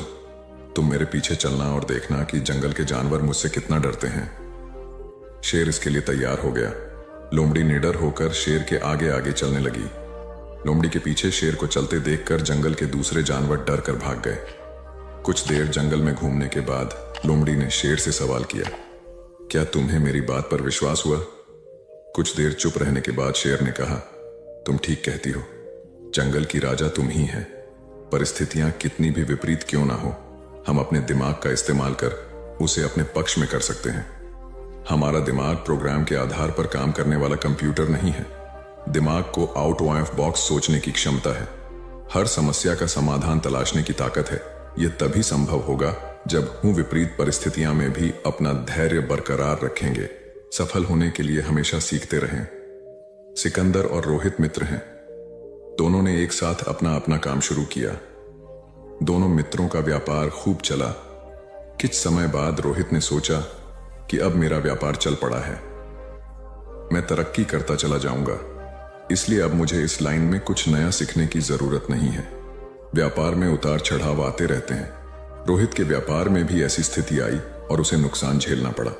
सिकंदर के व्यापार में भी उतार चढ़ाव आए, पर उसे उतना नुकसान नहीं हुआ जितना रोहित को हुआ। रोहित सोचने लगा कि सिकंदर ने अपने नुकसान को नियंत्रित कैसे किया। रोहित ने इस बारे में उससे पूछने का मन बनाया। जब उसने सिकंदर से इस बारे में पूछा, तब सिकंदर ने कहा कि मैं अभी सीख रहा हूं। रोहित ने कहा, मैं समझा नहीं। सिकंदर ने अपनी बात समझाते हुए कहा, मैं अपनी ही नहीं दूसरों की गलतियों और कामयाबी से भी सीखता हूं। इससे मेरे जीवन में एक जैसी परेशानी बार बार नहीं आती। अगर आती भी है तो आसानी से हल हो जाती है। सिकंदर की बात सुनकर रोहित को अपनी गलती का एहसास हुआ। उसे एहसास हुआ कि शुरुआती सफलता के बाद उसने सीखना एकदम छोड़ दिया था। यही वजह है कि अपने व्यापार में होने वाले नुकसान का आकलन वह नहीं कर पाया। जीवन में सफल होने के लिए सीखते रहना जरूरी है। इंसान को हमेशा सीखते रहना चाहिए। इससे उसके भीतर नकारात्मक विचार नहीं आते हैं, बल्कि उसमें सकारात्मक बदलाव आता रहता है और सफलता की सीढ़ियां चढ़ता रहता है। सीखते रहने वाले व्यक्ति को सफलता के अवसर भी ज्यादा मिलते हैं। सबसे बड़ी बात यह है कि इस तरह के व्यक्ति में अहंकार नहीं होता। जिसके मन में अहंकार होगा वह कभी सीखने का प्रयास नहीं करेगा। घमंड कुल्हाड़ी हुई निरुत्तर। एक बार कुल्हाड़ी और लकड़ी के एक डंडे में विवाद छिड़ गया। दोनों स्वयं को शक्तिशाली बता रहे थे। हालांकि लकड़ी का डंडा बाद में शांत हो गया, किंतु कुल्हाड़ी का बोलना जारी रहा। कुल्हाड़ी में घमंड अत्यधिक था। वह गुस्से में भरकर बोल रही थी, तुमने स्वयं को समझ क्या रखा है? तुम्हारी शक्ति मेरे आगे पानी भरती है। मैं चाहूं तो बड़े बड़े वृक्षों को पल में काट कर गिरा दूं, धरती का सीना फाड़कर उसमें तालाब कुआं बना दूं। तुम मेरी बराबरी कर पाओगे? मेरे सामने से हट जाओ, अन्यथा तुम्हारे टुकड़े टुकड़े कर दूंगी। लकड़ी का डंडा कुल्हाड़ी की अहंकारपूर्ण बातों को सुनकर धीरे से बोला, तुम जो कह रही हो वह बिल्कुल ठीक है, किंतु तुम्हारा ध्यान शायद एक बात की ओर नहीं गया। जो कुछ तुमने करने को कहा है बेशक तुम कर सकती हो, किंतु अकेले अपने दम पर नहीं कर सकती। कुल्हाड़ी ने चिढ़कर कहा, क्यों? मुझ में किस बात की कमी है? डंडा बोला, जब तक मैं तुम्हारी सहायता न करूं तुम यह सब नहीं कर सकती हो। जब तक मैं हत्या बनकर तुम में न लगाया जाऊं, तब कोई किसे पकड़कर तुमसे ये सारे काम लेगा। बिना हत्थे की कुल्हाड़ी से कोई काम लेना असंभव है। कुल्हाड़ी को अपनी भूल का एहसास हुआ और उसने डंडे से क्षमा मांगी। कथा सार यह है कि दुनिया सहयोग से चलती है। जिस प्रकार ताली दोनों हाथों के मेल से बजती है, उसी प्रकार सामाजिक विकास भी परस्पर सहयोग से ही संभव होता है। यदि जीवन का संतुलन बिगड़ा और थकान आई तो समझ लीजिए कि बीमारी आई, और यदि वापस ऊर्जा अर्जित करने के लिए विश्राम किया जा रहा है तो ऐसी थकान वरदान भी साबित हो सकती है। इन दिनों जिस तरह की हमारी जीवन शैली है, इसमें असंतुलन बहुत अधिक है। सुबह उठने से लेकर रात को सोने तक शरीर की कुछ नियमित क्रियाएं हैं, आदमी उसे भूल गया है। गौतम बुद्ध बहुत काम करते पर कभी थकते नहीं थे। आज भी कई साधु संत उतना ही परिश्रम कर रहे हैं जितना एक कॉर्पोरेट जगत का सफल व्यक्ति करता है, और जब वे रात को सोते हैं तो पूरी बेफिक्री के साथ। बुद्ध से उनके शिष्यों ने एक बार पूछा था, आप थकते नहीं? बुद्ध का उत्तर था, जब मैं कुछ करता ही नहीं तो थकूंगा कैसे? बात सुनने में अजीब लगती है लेकिन है बड़ी गहरी। अध्यात्म ने इसे साक्षी भाव कहा है। स्वयं को करते हुए देखना, यह वह स्थिति होती है जब तन सक्रिय और मन विश्राम की मुद्रा में होता है। आज ज्यादातर लोग असमय, अकारण थक जाते हैं, जिसका एक बड़ा कारण असंतुलित जीवन है। एक होता है थकान को महसूस करना और दूसरा है स्वाभाविक थकान। जिस समय आपकी रुचियों, इच्छाओं और मूल स्वभाव में धीमापन आने लगे, अकारण चिड़चिड़ाहट हो जाए, समझ लें कि यह थकान बीमारी है। इसलिए प्रतिदिन योग, प्राणायाम और ध्यान करें। ये क्रियाएं अपने आप में एक विश्राम है। करने वाला कोई और है, हम तो महज उसके हाथों की कठपुतली हैं। यह मनोभाव भी थकान को मिटाएगा। क्या दिक्कत है ऐसा सोच लेने में? महात्मा बुद्ध ज्ञान प्राप्ति के लिए घोर तप में लगे थे। उन्होंने शरीर को काफी कष्ट दिया, यात्राएं की, घने जंगलों में कठिन साधना की, पर आत्मज्ञान की प्राप्ति नहीं हुई। निराश हो बुद्ध सोचने लगे, मैंने अभी तक कुछ भी प्राप्त नहीं किया, अब आगे क्या कर पाऊंगा? निराशा, अविश्वास के इन नकारात्मक भावों ने उन्हें क्षुब्ध कर दिया। कुछ ही क्षणों के बाद उन्हें प्यास लगी। वे थोड़ी दूर स्थित एक झील तक पहुंचे। वहां उन्होंने एक दृश्य देखा कि एक नन्ही सी गिलहरी के 2 बच्चे झील में डूब गए। पहले तो वह गिलहरी जड़वत बैठी रही, फिर कुछ देर बाद उठकर झील के पास गई, अपना सारा शरीर झील के पानी में भिगोया और फिर बाहर आकर पानी झाड़ने लगी। ऐसा वह बार बार करने लगी। बुद्ध सोचने लगे कि इस गिलहरी का प्रयास कितना मूर्खतापूर्ण है। क्या कभी यह इस झील को सुखा सकेगी? किंतु गिलहरी का यह क्रम लगातार जारी था। बुद्ध को लगा मानो गिलहरी कह रही हो कि यह झील कभी खाली होगी या नहीं, यह मैं नहीं जानती, किंतु मैं अपना प्रयास नहीं छोड़ूंगी। अतः उस छोटी सी गिलहरी ने भगवान बुद्ध को अपने लक्ष्य मार्ग से विचलित होने से बचा लिया। वे सोचने लगे कि जब यह नन्ही गिलहरी अपने लघु सामर्थ्य से झील को सुखा देने के लिए दृढ़ संकल्पित है तो मुझ में क्या कमी है? मैं तो इससे 1000 गुना अधिक क्षमता रखता हूं। यह सोचकर गौतम बुद्ध पुनः अपनी साधना में लग गए और एक दिन बोधि वृक्ष तले उन्हें ज्ञान का आलोक प्राप्त हुआ। यह कथा असफलता के बावजूद प्रयासों की निरंतरता पर बल देती है। यदि हम प्रयास करना न छोड़े तो एक न एक दिन लक्ष्य की प्राप्ति हो ही जाती है। बुद्ध अपने साधना काल में एक निर्जन स्थान पर ध्यान मग्न बैठे थे। इसी स्थान पर एक यक्ष का वास था। यह बात बुद्ध को झांत नहीं थी। वे तो वहां पहुंचे और शांत वातावरण देखकर ध्यान मग्न हो गए। उस समय यक्ष वहां पर नहीं था। रात होने पर जब वह आया तो उस स्थान पर एक अनजान व्यक्ति को देखकर आग बबूला हो गया। बड़े जोर से वह दहाड़ा, किंतु बुद्ध का ध्यान भंग नहीं हुआ। यक्ष ने उन्हें हाथी का रूप धारण कर डराना चाहा, किंतु बुद्ध यथावत ध्यान मग्न बैठे रहे। उसने बुद्ध को डराने के लिए क्रमशः शेर, चीता, बाघ आदि का रूप धारण किया, किंतु बुद्ध अविचलित ही बने रहे। अंत में उसने भयंकर विषधर का रूप धारण कर उनके पैर के अंगूठे को डंस लिया, किंतु बुद्ध पर उसके विष का भी कोई असर नहीं हुआ। वे अब भी अप्रभावित रहे। विषधर उनके शरीर पर चढ़ गया और उनके गले से लिपटकर उन्हें जोरों से काट लिया, लेकिन इतने प्रयासों के बावजूद भी बुद्ध की साधना को भंग नहीं कर पाया। थक हार कर नीचे उतर आया और उनसे कुछ कदमों की दूरी पर लेटकर अपनी थकान उतारने लगा। ध्यान पूर्ण होने पर बुद्ध ने उसकी तरफ देखा और उसे बहुत स्नेह से दुलारा। उनका निश्चल प्रेम देखकर सर्प का विष अमृत बन गया और यक्ष ने श्रद्धापूर्वक बुद्ध को नमन किया। कहानी का सार यह है कि मन की कलुषता पर एकाग्रता, स्नेह और संभव से ही विजय प्राप्त की जा सकती है। बौद्ध भिक्षु बोधि धर्म भ्रमण करते हुए एक गांव में पहुंचे। लोग उनका बहुत आदर करते थे। बोधि धर्म व उनके शिष्यों का ग्रामीणों ने हार्दिक सत्कार किया और फिर उनके पवित्र वचनों को सुनने के लिए उनके आसपास एकत्रित हो गए। बोधि धर्म लोगों को धर्म और आचरण विषयक अच्छी बातें सरल भाषा में समझाने लगे। तभी वहां एक व्यक्ति आया और बोधि धर्म को अपशब्द कहने लगा। उपस्थित जनसमूह ने उसे रोकने का बहुत प्रयास किया, किंतु वह नहीं माना तथा अनवरत बोधि धर्म को बुरा भला कहता रहा। लोगों ने कहा कि महाराज, ये व्यक्ति कितना उद्दंड है, निरर्थक ही आपको अपशब्द कह रहा है। बोधि धर्म उस व्यक्ति के इस आचरण पर कदापि क्रोधित नहीं हुए और लोगों से बोले कि यह भविष्य में मेरा सबसे बड़ा भक्त बनने वाला है।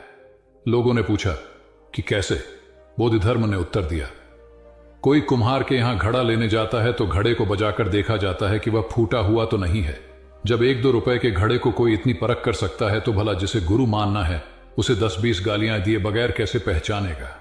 पहले वह परीक्षा लेगा कि गुरु में धैर्य, आक्रोश व समता भाव कितना है। यह जानने के बाद ही तो वह गुरु को स्वीकारेगा। इसलिए यह व्यक्ति मुझे निरर्थक ही अपशब्द नहीं कह रहा है और आगे चलकर वास्तव में वह व्यक्ति बोधि धर्म का सबसे बड़ा भक्त बना। किसी को शिक्षा देने से पूर्व स्वयं का आचरण भी तदनुरूप होना चाहिए, तभी गुरु का महान पद मिलता है। वस्तुतः गुरु की गुरुता तभी स्वीकारी जाती है जबकि उसमें सदाचरण के सभी लक्षण मौजूद हों। महात्मा गौतम बुद्ध के श्रावस्ती में प्रवचन चल रहे थे। प्रवचन में नित्य ही बड़ी संख्या में लोग आते और विविध महत्वपूर्ण व गंभीर विषयों पर बुद्ध से ज्ञान ग्रहण करते। बुद्ध का शिष्य वर्ग भी काफी विशाल था, जो प्रवचन स्थल की व्यवस्था संभालता और बुद्ध की सेवा में सदैव तत्पर रहता। एक बार रात के समय महात्मा बुद्ध प्रवचन दे रहे थे। सदैव की भांति काफी लोग उनके प्रवचन सुन रहे थे। एक व्यक्ति जो बुद्ध के ठीक सामने बैठा था बार बार नींद के झोंके ले रहा था। बुद्ध थोड़ी देर तक तो प्रवचन देते रहे, फिर उससे बोले, वत्स, सो रहे हो? उस व्यक्ति ने हड़बड़ाकर कहा, नहीं महात्मा। बुद्ध ने पुनः प्रवचन प्रारंभ किए। वह व्यक्ति फिर ऊँघने लगा। महात्मा ने फिर वही प्रश्न दोहराया और उसने फिर अचकचाकर नहीं महात्मा कहा। ऐसा लगभग 8-10 बार हो गया। कुछ देर बाद बुद्ध ने उससे पूछा, वत्स, जीवित हो? हर बार की तरह इस बार भी उसने कहा, नहीं महात्मा। यह सुनकर उपस्थित श्रोताओं में हंसी की लहर दौड़ गई और वह व्यक्ति पूर्णतः चैतन्य हो गया। तब बुद्ध गंभीर होकर बोले, वत्स, निद्रा में तुम्हारे मुख से सही उत्तर मिल ही गया। जो निद्रा में है वह मृतक समान ही है। महात्मा बुद्ध का संकेत था कि गुरु से ज्ञान ग्रहण करते वक्त सजगता अत्यंत आवश्यक है। गाफिल रहने की स्थिति में ज्ञान की प्राप्ति पूर्ण नहीं होती और अधकचरा ज्ञान सदैव खतरनाक साबित होता है। कथा सिद्धार्थ के जीवन के उस दौर की है जब वे बुद्धत्व को प्राप्त नहीं हुए थे और निरंजना नदी के तटीय वनों में वृक्ष के नीचे ध्यान करते थे। सिद्धार्थ प्रतिदिन ध्यान करने के बाद पास के किसी गांव में चले जाते और भिक्षा मांगकर लौट आते। कुछ दिनों के बाद उन्होंने भिक्षाटन पर जाना बंद कर दिया, क्योंकि एक गांव के प्रधान की छोटी बेटी सुजाता उनके लिए नित्य भोजन लाने लगी। सिद्धार्थ को वह बड़े स्नेह से भोजन कराती थी। कुछ दिनों बाद उसी गांव का एक चरवाहा भी सिद्धार्थ से प्रभावित होकर उनके पास आने लगा। उसका नाम स्वस्ति था। एक दिन स्वस्ति से सिद्धार्थ बातें कर रहे थे कि सुजाता भोजन लेकर आई। जैसे ही सिद्धार्थ ने भोजन करना शुरू किया, उन्होंने बातचीत बंद कर दी। जितनी देर तक वे भोजन करते रहे, बिल्कुल चुप रहे और वहां सन्नाटा छाया रहा। स्वस्ति को हैरानी हुई। उसने सिद्धार्थ के भोजन करने के उपरांत उनसे पूछा, गुरुदेव, आप मेरे आने के बाद निरंतर वार्तालाप करते रहे, किंतु भोजन के समय एक शब्द भी नहीं बोले। इसका क्या कारण है? सिद्धार्थ बोले, भोजन का निर्माण बड़ी कठिनाई से होता है। किसान पहले बीज बोता है, फिर पौधों की रखवाली करता है और तब कहीं जाकर अनाज पैदा होता है। फिर घर की महिलाएं उसे बड़े जतन से खाने योग्य बनाती हैं। इतनी कठिनाई से तैयार भोजन का पूरा आनंद तभी संभव है जब हम पूर्णतः मौन हों। भोजन के दौरान मैं मौन रहकर उसका पूरा स्वाद लेता हूं। वस्तुतः शांति से किया गया भोजन न केवल शारीरिक भूख को तृप्त करता है, बल्कि मानसिक आनंद और सात्विक ऊर्जा भी देता है। सम्राट अशोक संपूर्ण भारत को अपने राज्य में मिलाना चाहते थे, पर कलिंग के युद्ध में हुए रक्तपात को देखकर उन्हें अत्यधिक दुख पहुंचा। उनकी महत्वाकांक्षा ने जो तबाही मचाई थी उसे देखकर उन्हें खुद पर ग्लानि हुई। उन्होंने देखा कि लोग दर्द से कराह रहे थे। यह सब विनाश केवल उनकी महत्वाकांक्षा से हुआ था। यह सब देखकर अशोक के मन में विनाश का पथ छोड़कर नेकी के रास्ते पर चलने का विचार जगा। अशोक की राजधानी पाटलिपुत्र थी। पाटलिपुत्र अब पटना के रूप में जाना जाता है। पटना से गया भी अधिक दूर नहीं है, जहां बोधि वृक्ष के नीचे महात्मा बुद्ध को ज्ञान प्राप्त हुआ था। बुद्ध के अष्टप्रद मार्ग, शांति और दया के संदेश ने अशोक के दिलो दिमाग में इतनी उथल पुथल पैदा कर दिया कि उन्होंने उस मार्ग को अपनाने का फैसला किया। इस पथ पर चलने से उन्होंने इतिहास में अपनी अमिट छाप छोड़ी। अशोक ने अपने पुत्र को सिलोन, अब श्रीलंका, और अन्य कई लोगों को सुदूर क्षेत्रों में दूत बनाकर भेजा। एक निर्दयी महत्वाकांक्षा एक ऐसे पवित्र उद्देश्य में बदल चुकी थी जिसमें कुछ अच्छा कर गुजरने की, करुणा और प्रेम के संदेश को चारों ओर फैलाने की इच्छा थी। करुणा केवल दया भावना मात्र नहीं है, यह आपके अंदर दूसरों की मदद करने की तीव्र इच्छा पैदा करती है। इसी भावना ने बुद्ध को भगवान और अशोक को महान बनाया। तथागत बुद्ध उन दिनों मगध प्रवास पर थे। साथ में शिष्यों का बड़ा समूह भी था। प्रतिदिन बुद्ध के प्रवचन होते, जिनका लाभ लेने के लिए बड़ी संख्या में लोग आते। इन लोगों में साधारण जन के साथ विशिष्ट हस्तियां भी शामिल रहती थी। हालांकि बुद्ध सभी के प्रति समान रूप से प्रेम व आत्मीयता का व्यवहार रखते थे। इन लोगों में नगर सेठ का पुत्र भी था, जो बड़े ध्यान से बुद्ध के प्रवचन सुनता था। वह नित्य ही बुद्ध के शिष्यों के समक्ष बुद्ध की तारीफों के पुल बांधता और धन्य धन्य भाव से घर जाता। एक दिन प्रवचन समाप्त होने के बाद उसने किसी शिष्य से कहकर बुद्ध से मिलने की हार्दिक इच्छा प्रकट की। जब उसे बुद्ध के सामने ले जाया गया तो उसने उन्हें साष्टांग प्रणाम कर कहा, भगवान, जीवन की भाग दौड़ में सुकून भरी नींद मानो एक अनमोल खजाना बन गई है। हर कोई इससे जुड़ी जादुई चाबी को ढूंढने की कोशिश करता है, लेकिन क्या ऐसा हो सकता है कि गहरी और शांति भरी नींद का रहस्य हमारे भीतर ही छुपा हो? आइए इस रहस्य को एक बोध कथा के माध्यम से समझें, जहां एक साधारण व्यक्ति की यात्रा उसे जीवन के सबसे गहरे और सुकून भरे सत्य की ओर ले जाती है। बहुत समय पहले हिमालय की गोद में स्थित एक छोटे से गांव में एक युवक रहता था, जिसका नाम निर्जन था। निर्जन मेहनती था, लेकिन उसकी रातें बेचैन और चिंताओं से भरी होती थीं। वह दिन भर खेतों में काम करता, लेकिन रात को उसे चैन की नींद नहीं आती।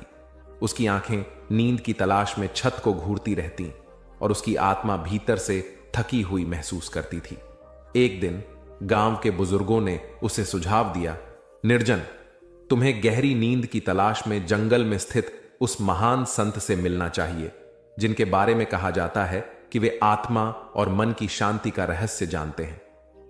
निर्जन ने इस विचार को तुरंत अपनाया। उसने सुबह ही यात्रा शुरू की। घने जंगल और ऊबड़ खाबड़ रास्तों को पार करते हुए वह संत के आश्रम पहुंचा।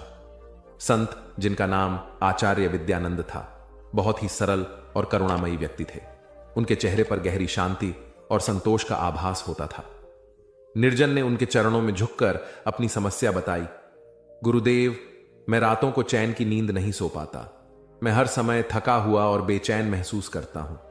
कृपया मुझे गहरी और सुकून भरी नींद का रहस्य बताइए। आचार्य विद्यानंद ने मुस्कुराते हुए कहा, निर्जन, गहरी नींद का रहस्य केवल कुछ बातों को समझने और अपनाने में छुपा है, लेकिन इसे जानने के लिए तुम्हें 3 परीक्षाओं से गुजरना होगा। क्या तुम तैयार हो? निर्जन ने पूरे जोश से उत्तर दिया, गुरुदेव, मैं तैयार हूं। आचार्य विद्यानंद निर्जन को आश्रम के पास एक नदी किनारे ले गए। वहां उन्होंने एक भारी पत्थर उठाया और निर्जन से कहा, इसे पकड़ो। निर्जन ने पत्थर को उठा लिया। आचार्य ने पूछा, क्या यह भारी है? निर्जन ने सिर हिलाते हुए कहा, हां गुरुदेव। आचार्य मुस्कुराए और बोले, इसे कुछ देर और पकड़े रहो। निर्जन ने पत्थर को कुछ देर और पकड़ा, लेकिन धीरे धीरे उसके हाथ कांपने लगे। आचार्य ने कहा, क्या हुआ निर्जन? अब पत्थर पहले से भी भारी लग रहा है। जी गुरुदेव, यह अब असहनीय हो रहा है, निर्जन ने उत्तर दिया। आचार्य ने समझाया, ठीक इसी प्रकार हमारा मन भी तब भारी हो जाता है जब हम उसमें चिंताओं और नकारात्मक विचारों का बोझ ढोते रहते हैं। गहरी नींद का पहला रहस्य है दिन भर के भार को मन से उतार देना। जैसे इस पत्थर को नीचे रखना तुम्हें हल्का महसूस कराएगा, वैसे ही दिन भर के तनाव और नकारात्मकता को त्याग कर ही तुम चैन की नींद ले सकते हो। निर्जन ने पत्थर को नीचे रखा और महसूस किया कि यह कितना सरल लेकिन गहरा संदेश था। अगले दिन आचार्य ने निर्जन को एक विशाल बाग में भेजा। उन्होंने उसे एक मिट्टी का दीपक दिया और कहा, इस दीपक को जलाकर बाग में घूमो, लेकिन ध्यान रहे दीपक बुझना नहीं चाहिए। निर्जन ने दीपक लिया और सावधानी से बाग में घूमने लगा। उसकी आंखें दीपक की लौ पर टिकी हुई थीं। जब वह वापस आया तो उसने गर्व से कहा, गुरुदेव, मैंने दीपक को बुझने नहीं दिया। आचार्य ने पूछा, अच्छा, लेकिन बाग में क्या क्या देखा? कौन से फूल खिले थे? कौन कौन से पक्षी गा रहे थे? निर्जन ने सिर झुका लिया और कहा, गुरुदेव, मैंने कुछ नहीं देखा, मेरा पूरा ध्यान दीपक पर था।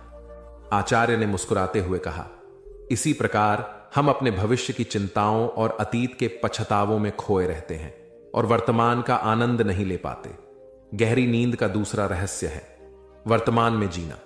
जब तुम पूरे दिन पूरी सजगता से जियोगे तो रात को तुम्हारा मन और शरीर थका होगा और नींद तुम्हारे पास खुद आ जाएगी। निर्जन को यह पाठ भी बहुत मूल्यवान लगा। उसने सोचा कि कैसे वह अपनी चिंताओं में इतना उलझा रहता था कि जीवन की छोटी छोटी खुशियों को देखना ही भूल गया था। अंतिम दिन आचार्य ने निर्जन को गांव के पास स्थित एक छोटी झोपड़ी में भेजा। वहां एक वृद्ध महिला रहती थी जो बहुत गरीब थी। आचार्य ने निर्जन से कहा, उस महिला की मदद करो और देखो कि वह अपनी साधारण जिंदगी में कैसी रहती है। निर्जन झोपड़ी में गया और देखा कि महिला के पास खाने के लिए केवल थोड़ा सा अनाज था। फिर भी उसने निर्जन को उसमें से हिस्सा दिया और पूरे मन से उसका स्वागत किया। निर्जन ने पूछा, मां, तुम्हारे पास तो कुछ भी नहीं है, फिर भी तुम इतनी प्रसन्न कैसे हो? महिला ने उत्तर दिया, बेटा, जब मैं सुबह उठती हूं तो भगवान को धन्यवाद देती हूं कि उन्होंने मुझे एक और दिन दिया। रात को सोने से पहले मैं उन्हें अपना सब कुछ सौंप देती हूं। मेरी खुशी और चैन इसी कृतज्ञता और समर्पण में है।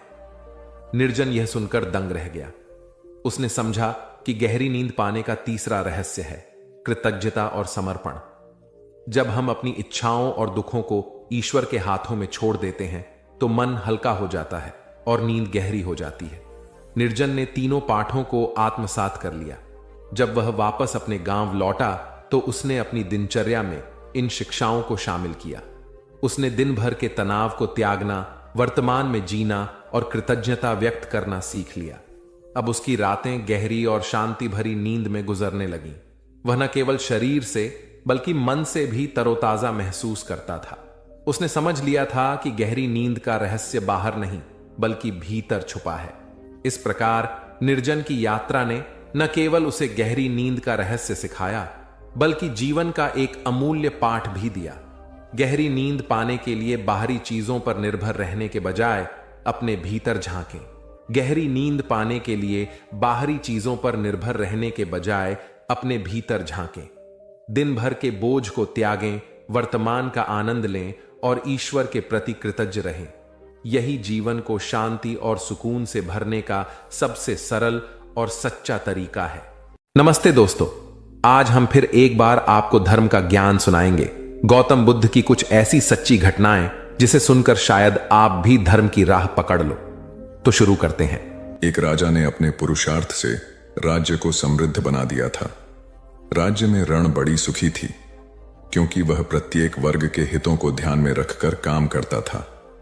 जब राजा वृद्ध हुआ तो उसे योग्य उत्तराधिकारी को चिंता सताने लगी, क्योंकि उसे लगता कि योग्य उत्तराधिकारी के बिना सुव्यवस्था अव्यवस्था में बदल जाएगी और प्रजा की परेशानी बढ़ जाएगी। हालांकि राजा का एक बेटा था, किंतु वह अत्यधिक आलसी और कर्महीन था। वह स्वयं को मालिक समझता और शेष सभी को अपना गुलाम। यह अहंकार उसके आचरण में सदैव झलकता था। राजा उसे सुधारने के उद्देश्य से बुद्ध के आश्रम में छोड़ आया। बुद्ध ने अगले ही दिन राजकुमार को आदेश दिया, वत्स, यहां से 5 कोस पर एक जंगल है, तुम वहां जाकर फूलों के कुछ पौधे ले आओ और उन्हें आश्रम के अहाते में लगा दो। यह सुनते ही राजकुमार को बड़ा क्रोध आया, क्योंकि उसने तो आदेश देना ही सीखा था। चूंकि उसके पिता ने बुद्ध को बात मानने को कहा था, इसलिए वह मन मारकर जंगल गया और फूलों के पौधे लाकर आश्रम में लगा दिए। राजकुमार ने उन्हें सींचा और जानवरों से बचाने के लिए उनकी रात दिन रखवाली की। कुछ महीनों में सारा आश्रम भांति भांति के सुंदर फूलों से खिल उठा। राजकुमार अपनी मेहनत का ऐसा फल देखकर बहुत प्रसन्न हुआ। बुद्ध ने उसे शाबाशी देते हुए समझाया, वत्स, याद रखो, जो सोता है उसका भाग्य भी सो जाता है, और जो चलता है उसका भाग्य निरंतर उसके साथ चलता है। अब राजकुमार कर्मठ बन चुका था। राजा को अपना योग्य उत्तराधिकारी मिल गया था। कर्म सफलता की कुंजी है, अतः सदैव कर्मरत रहना चाहिए। एक दिन एक शिक्षित युवक बुद्ध के पास आया। उसने बुद्ध को प्रणाम कर अपनी जिज्ञासा रखी। गुरुजी, आप ईश्वर की बात करते हैं, क्या आपने ईश्वर के दर्शन किए हैं, जो आप साधिकार इस विषय पर इतना कुछ कह पाते हैं? बुद्ध ने कुछ नहीं कहा और स्नेहपूर्वक उसके सिर पर हाथ फेर दिया। युवक ने समझा कि बुद्ध के पास मेरे प्रश्न का उत्तर नहीं है। फिर उन्होंने कहा, आओ हम कुछ देर यहां के बगीचे में घूमें। बगीचे में गुलाब और रजनीगंधा के सुगंधित फूल लगे थे। युवक बोला, गुरुजी, इन फूलों की सुगंध से सारा वातावरण महक रहा है। बुद्ध ने कहा, वत्स, तुम ठीक कहते हो, किंतु एक बात बताओ कि यह सुगंध तुम्हें दिखाई दे रही है? युवक बोला, जी नहीं, सुगंध तो अनुभव की जाती है। तब बुद्ध ने कहा, बस यही तुम्हारे प्रश्न का उत्तर है। तुम्हारे शरीर में जब कभी कहीं चोट लगती है तो दर्द होता है। क्या इस दर्द को तुम देख सकते हो? युवक बोला, नहीं, वह भी अनुभूत ही होता है। बुद्ध ने अंतिम रूप से युवक का समाधान करते हुए कहा, आत्मा और परमात्मा के साथ भी यही बात है। आत्मा को परमात्मा की अनुभूति के द्वारा उसका साक्षात्कार होता है, न कि स्थूल नेत्रों से। युवक अब पूर्णतः संतुष्ट था। बुद्ध का आभार मानते हुए वह चला गया। परमात्मा सदैव अनुभूति के स्तर पर ही घटता है, और यह घटना तब होती है जब मन पूर्णतः निर्लिप्त तथा संभव को प्राप्त हो चुका हो। महात्मा बुद्ध नदी के किनारे एकांत में अपनी कुटिया में रहते थे। उन्होंने कुटिया के चारों ओर हरे भरे वृक्ष लगा रखे थे, जिन पर सुबह शाम पक्षियों का कलरव गूंजता रहता था। प्रकृति का यह मधुर सान्निध्य महात्मा बुद्ध को सदैव आनंदित रखता था। पक्षी और पेड़ पौधे तो मानो उनका परिवार ही बन गए थे। एक दिन महात्मा बुद्ध प्रातःकालीन उठे ही थे कि द्वार पर उन्हें एक सेठ जी खड़े नजर आए। उन्हें चिंताग्रस्त देख महात्मा बुद्ध ने उनसे समस्या जाननी चाहिए। सेठ जी बोले, महाराज, मेरे पास विशाल संपदा है, भरा पूरा परिवार है और मुझे कोई रोग भी नहीं है। फिर भी मुझे नींद नहीं आती, रात भर करवटें ही बदलता रहता हूं। महात्मा बुद्ध ने आत्मीयता से सेठ जी के सिर पर हाथ फेरकर कहा, सेठ, तुम्हारे पास सब कुछ भले ही हो, किंतु वह नहीं है जो नींद के लिए आवश्यक है। सेठ ने पूछा, वह क्या है महाराज? महात्मा बोले, तुम चारों ओर चिंताओं से घिरे हो। धन संपत्ति की चिंता, व्यापार व्यवसाय की चिंता, परिवार की चिंता। स्मरण रखो कि चिंता चयन में शत्रुता है। सेठ ने इससे बचने का उपाय पूछा तो उन्होंने कहा, तुम प्रकृति से शिक्षा ग्रहण करो। पेड़ पौधे, फूल, पानी और प्रकाश के रूप में उसकी अनंत संपदा चारों ओर बिखरी हुई है, किंतु वह चिंता मुक्त है। अपनी इस दौलत को पूरी दुनिया पर दोनों हाथों से सत्य लुटाती रहती है। तुम यदि उससे प्रेरणा लेकर अपना जीवन भी उसके अनुरूप बना लोगे तो तुम्हें न केवल नींद आएगी बल्कि अतीव शांति महसूस होगी। सेठ ने महात्मा बुद्ध की बात का मर्म समझा और लोक कल्याण की राह पर चल पड़ा। धन और ज्ञान देने से बढ़ते ही हैं, इसलिए इनके संग्रह के साथ साथ इनके दान की वृत्ति भी रखनी चाहिए। एक गरीब किसान गौतम बुद्ध का बहुत बड़ा भक्त था। एक दिन वह बुद्ध के पास आया और अपने गांव आने का आग्रह किया। बुद्ध उसके गांव पहुंचे तो सारा गांव उन्हें देखने व सुनने के लिए उमड़ पड़ा, किंतु वह किसान नहीं आया। हुआ यह कि उसी दिन किसान के बैलों की जोड़ी कहीं खो गई। किसान इस दुविधा में रहा कि बुद्ध का प्रवचन सुने या अपने बैलों को खोजे। काफी सोचने के बाद उसने अपने बैलों को खोजने का निर्णय किया। घंटों भटकने के बाद बैल मिले। थका हारा किसान घर आया और भोजन कर सो गया। अगले दिन वह अति संकोच से क्षमा प्रार्थी बन बुद्ध के पास पहुंचा तो वे बड़े स्नेह से बोले, मेरी दृष्टि में यह किसान मेरा सच्चा अनुयायी है। इसने उपदेश से अधिक महत्व कर्म को दिया। यदि यह कल बैलों को न ढूंढते हुए उपदेश सुनता तो मेरी बातें इसकी समझ में नहीं आती, क्योंकि मन बैलों में अटका रहता। इसने कर्म को महत्व देकर प्रशंसनीय काम किया।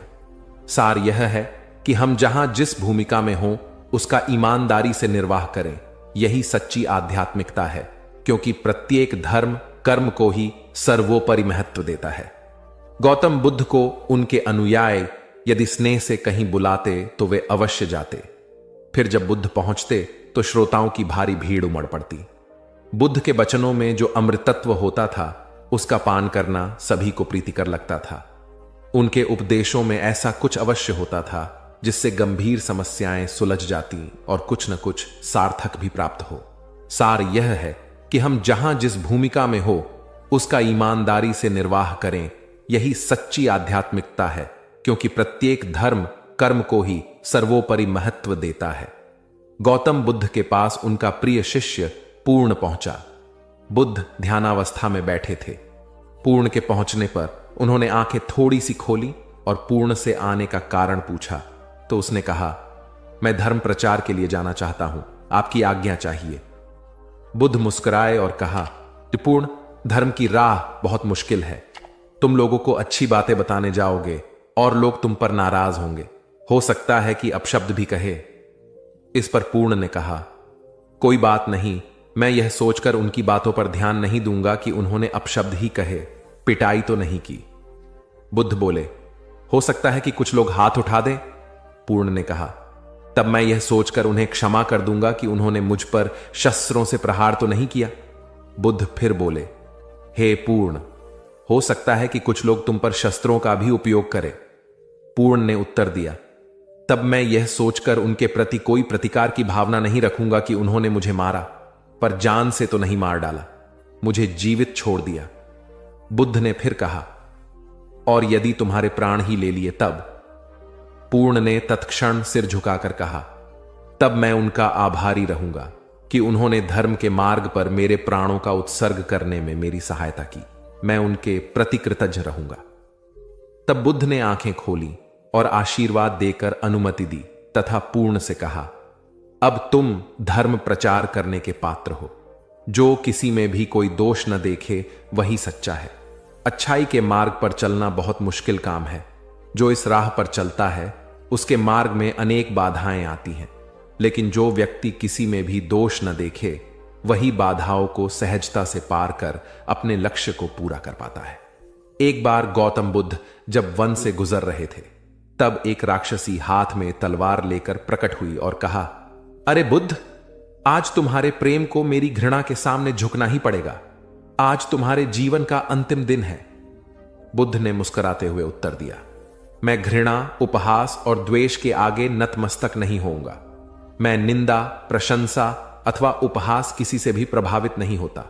तुम मुझसे इतनी घृणा करती हो, पर मैं तो तुमसे भी प्रेम करता हूं। राक्षसी ने पूछा, तुम मुझसे प्रेम क्यों करते हो? बुद्ध बोले, मैं तुम्हें मां का रूप देख रहा हूं और मां तो प्रेम का रूप होती है, उसमें हिंसा हो ही नहीं सकती। इतना सुनते ही राक्षसी के हाथ से तलवार गिर पड़ी। हे बुद्ध, तुम धन्य हो।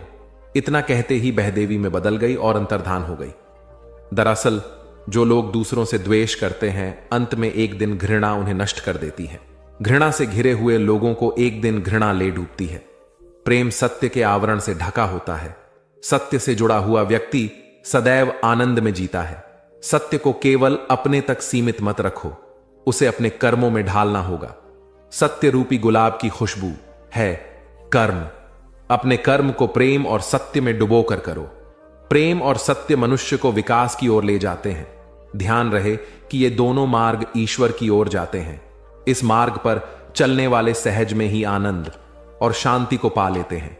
गौतम बुद्ध भ्रमण करते हुए वैशाली नगर के वन विहार में पहुंचे। उनके आगमन का समाचार पूरे नगर में फैल गया।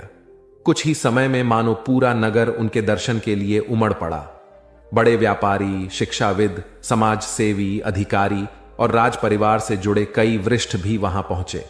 सभी की भावना थी कि तथागत बुद्ध अपने शिष्यों सहित उनके निवास पर पहुंचे एवं भोज का आमंत्रण स्वीकारें। बुद्ध सभी के निवेदन को सुन रहे थे और स्वभावगत मुस्कान के साथ आमंत्रण का आभार व्यक्त कर रहे थे। तभी वैशाली की यात गणिका आम्रपाली भी वहां पहुंची। वह बुद्ध की शिक्षा से प्रेरित होकर बहुत पहले ही अपनी गणिका वृत्ति त्याग चुकी थी। उसने भी बुद्ध को भोजन का आमंत्रण दिया। बुद्ध ने तत्काल उसे स्वीकार किया और अगले दिन भिक्षुओं सहित उसके घर आने की सहमति दे दी। बुद्ध के एक शिष्य को यह बात अच्छी नहीं लगी कि इतने सारे वरिष्ठों के निवेदन के बावजूद बुद्ध ने आम्रपाली का आमंत्रण स्वीकारा। शिष्य की दृष्टि में आम्रपाली गणिका होने से घृणित कर्म से जुड़ी रही थी। जब सभी लोग चले गए तब शिष्य ने पूछा, भगवान, इतने लोगों ने आपको न्योता दिया, फिर आपने आम्रपाली का ही आमंत्रण क्यों स्वीकारा? बुद्ध ने कहा, माना वह गणिका थी, लेकिन पश्चाताप की अग्नि में तपकर वह निर्मल हो चुकी है। यदि कोई व्यक्ति इस निर्मलता को प्राप्त कर ले तो वह उनसे भी श्रेष्ठ हो जाता है जो ऐसे किसी घृणित कर्म में लीन न रहे हों। ऐसे व्यक्ति का आमंत्रण स्वीकारने में संकोच नहीं होना चाहिए।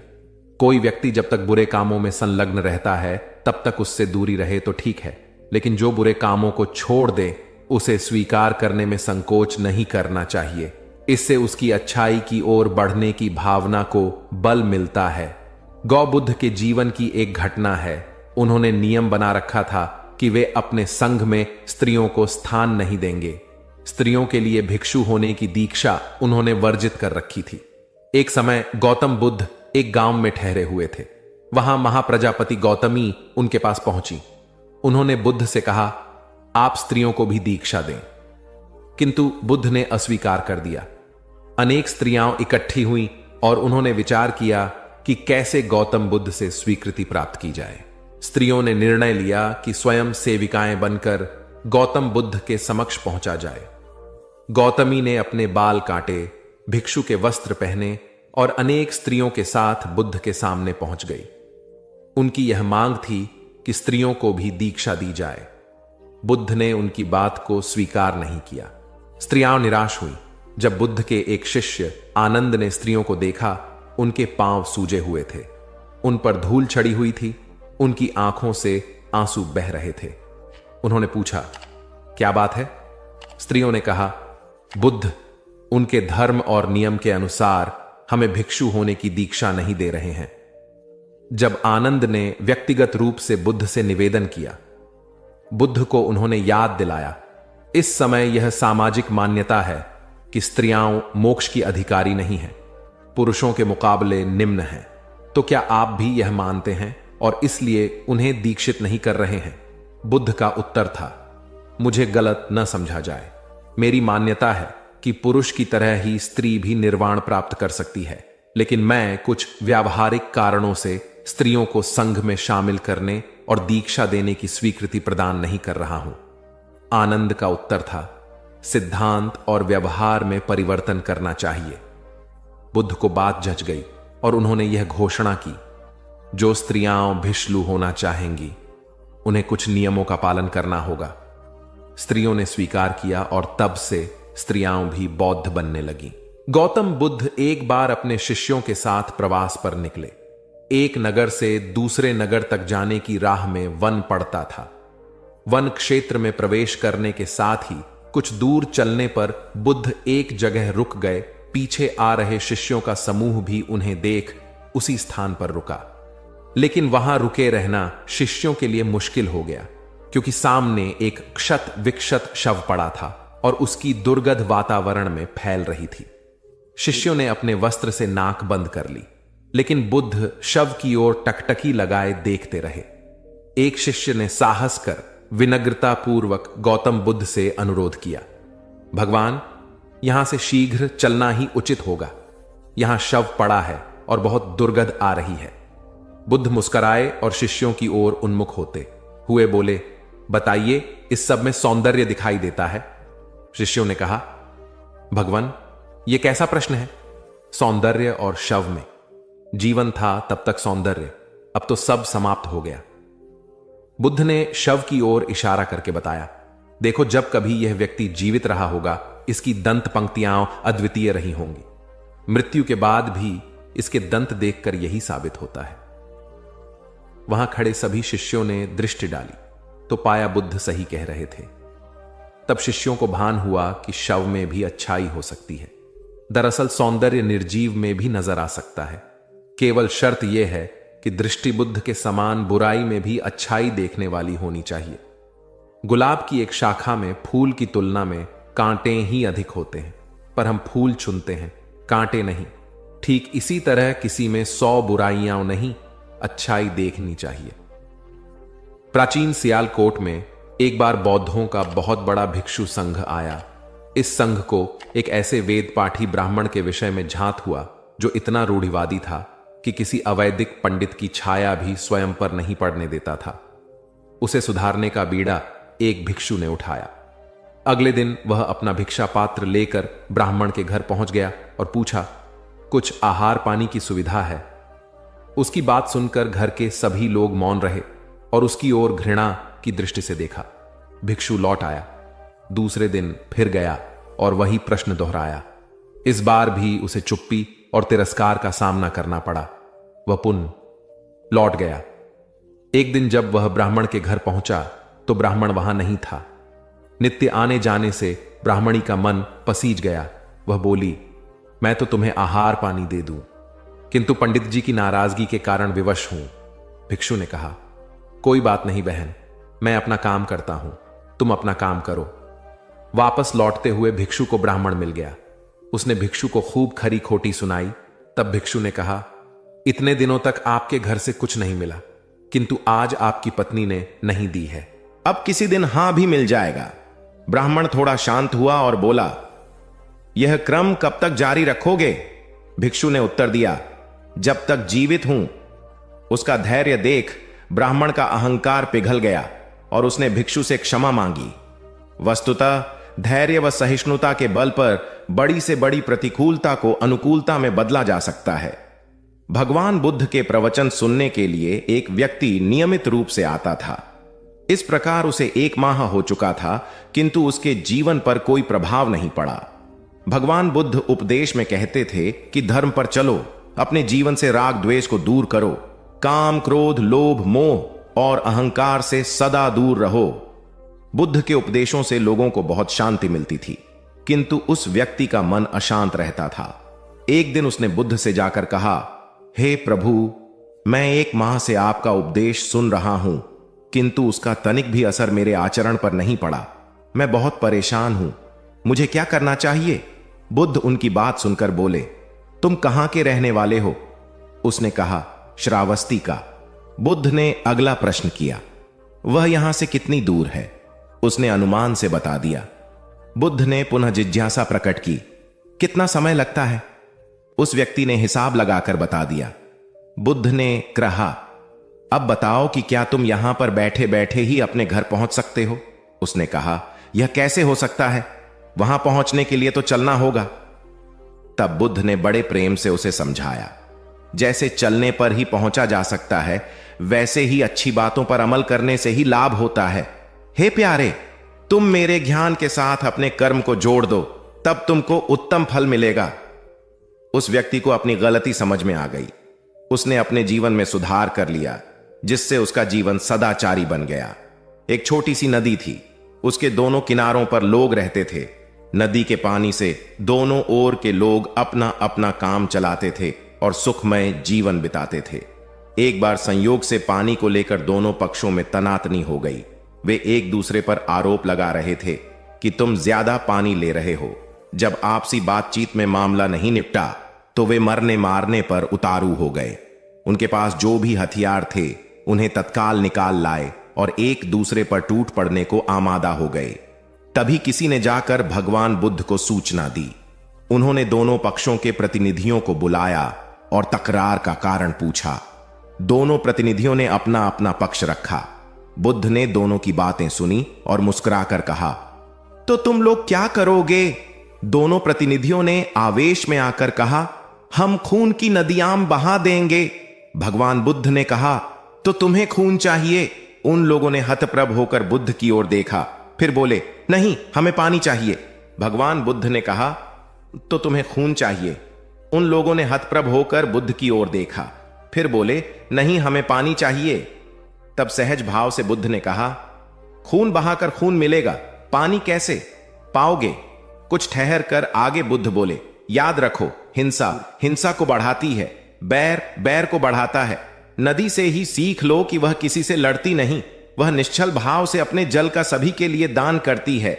बुद्ध के शब्दों ने जादू जैसा काम किया और दोनों पक्षों की समस्या का सहज रूप से समाधान हो गया। दोनों पक्ष मिल बांटकर पानी का उपयोग करने लगे। कुल बुद्ध एक दिन वैशाली में प्रवचन दे रहे थे। विशाल जन समूह उन्हें अत्यंत शांति और तन्मयता से सुन रहा था। कहीं कोई शोर नहीं था, मात्र बुद्ध की वाणी गूंज रही थी। बुद्ध के शिष्यों के साथ उपस्थित लोग बुद्ध के अमृत वचनों का पान पूर्ण एकाग्रता से कर रहे थे। तभी उस शांत वातावरण में खलल उत्पन्न करती एक व्यक्ति की जोरदार आवाज आई, आज मुझे सभा में बैठने की अनुमति क्यों नहीं दी गई? बुद्ध उस व्यक्ति का चिल्लाना सुनकर भी मौन रहे। उस व्यक्ति ने पुनः चिल्लाकर यही प्रश्न पूछा। बुद्ध ने नेत्र बंद कर लिए। उनका एक शिष्य बोल उठा, भगवान, बाहर खड़े अपने इस शिष्य को अंदर आने की अनुमति दीजिए। बुद्ध ने नेत्र खोलकर कहा, नहीं, यह अस्पृश्य है। शिष्यगण बुद्ध के मुंह से अस्पृश्य शब्द सुनकर विस्मित हुए और उन्होंने पूछा, वह अस्पृश्य क्यों? कैसे? भगवान, आपके धर्म में तो जात पात का भेद नहीं है। बुद्ध बोले, आज यह क्रोध में आया है। क्रोध से जीवन की एकता भंग होती है। क्रोध ही मानसिक हिंसा करता है। किसी भी कारण से क्रोध करने वाला अस्पृश्य है। उसे कुछ देर तक स्मरण कर लेना चाहिए कि अहिंसा परम धर्म है। कथा का उपदेश यह है कि क्रोध एक असात्विक भाव है जो कर्ता और भोक्ता दोनों के लिए हानिकारक होता है। इससे बचते हुए शांति से विचारने व कार्य करने की प्रवृत्ति अपनानी चाहिए। शांत मन और मस्तिष्क ही विवेकपूर्ण निर्णय लेने में सक्षम होते हैं। बौद्ध संघ के एक भिक्षु को कोई गंभीर रोग हो गया। उसकी हालत इतनी खराब हो गई कि वह चल फिर भी नहीं सकता था और मल मूत्र में लिपटा पड़ा रहता था।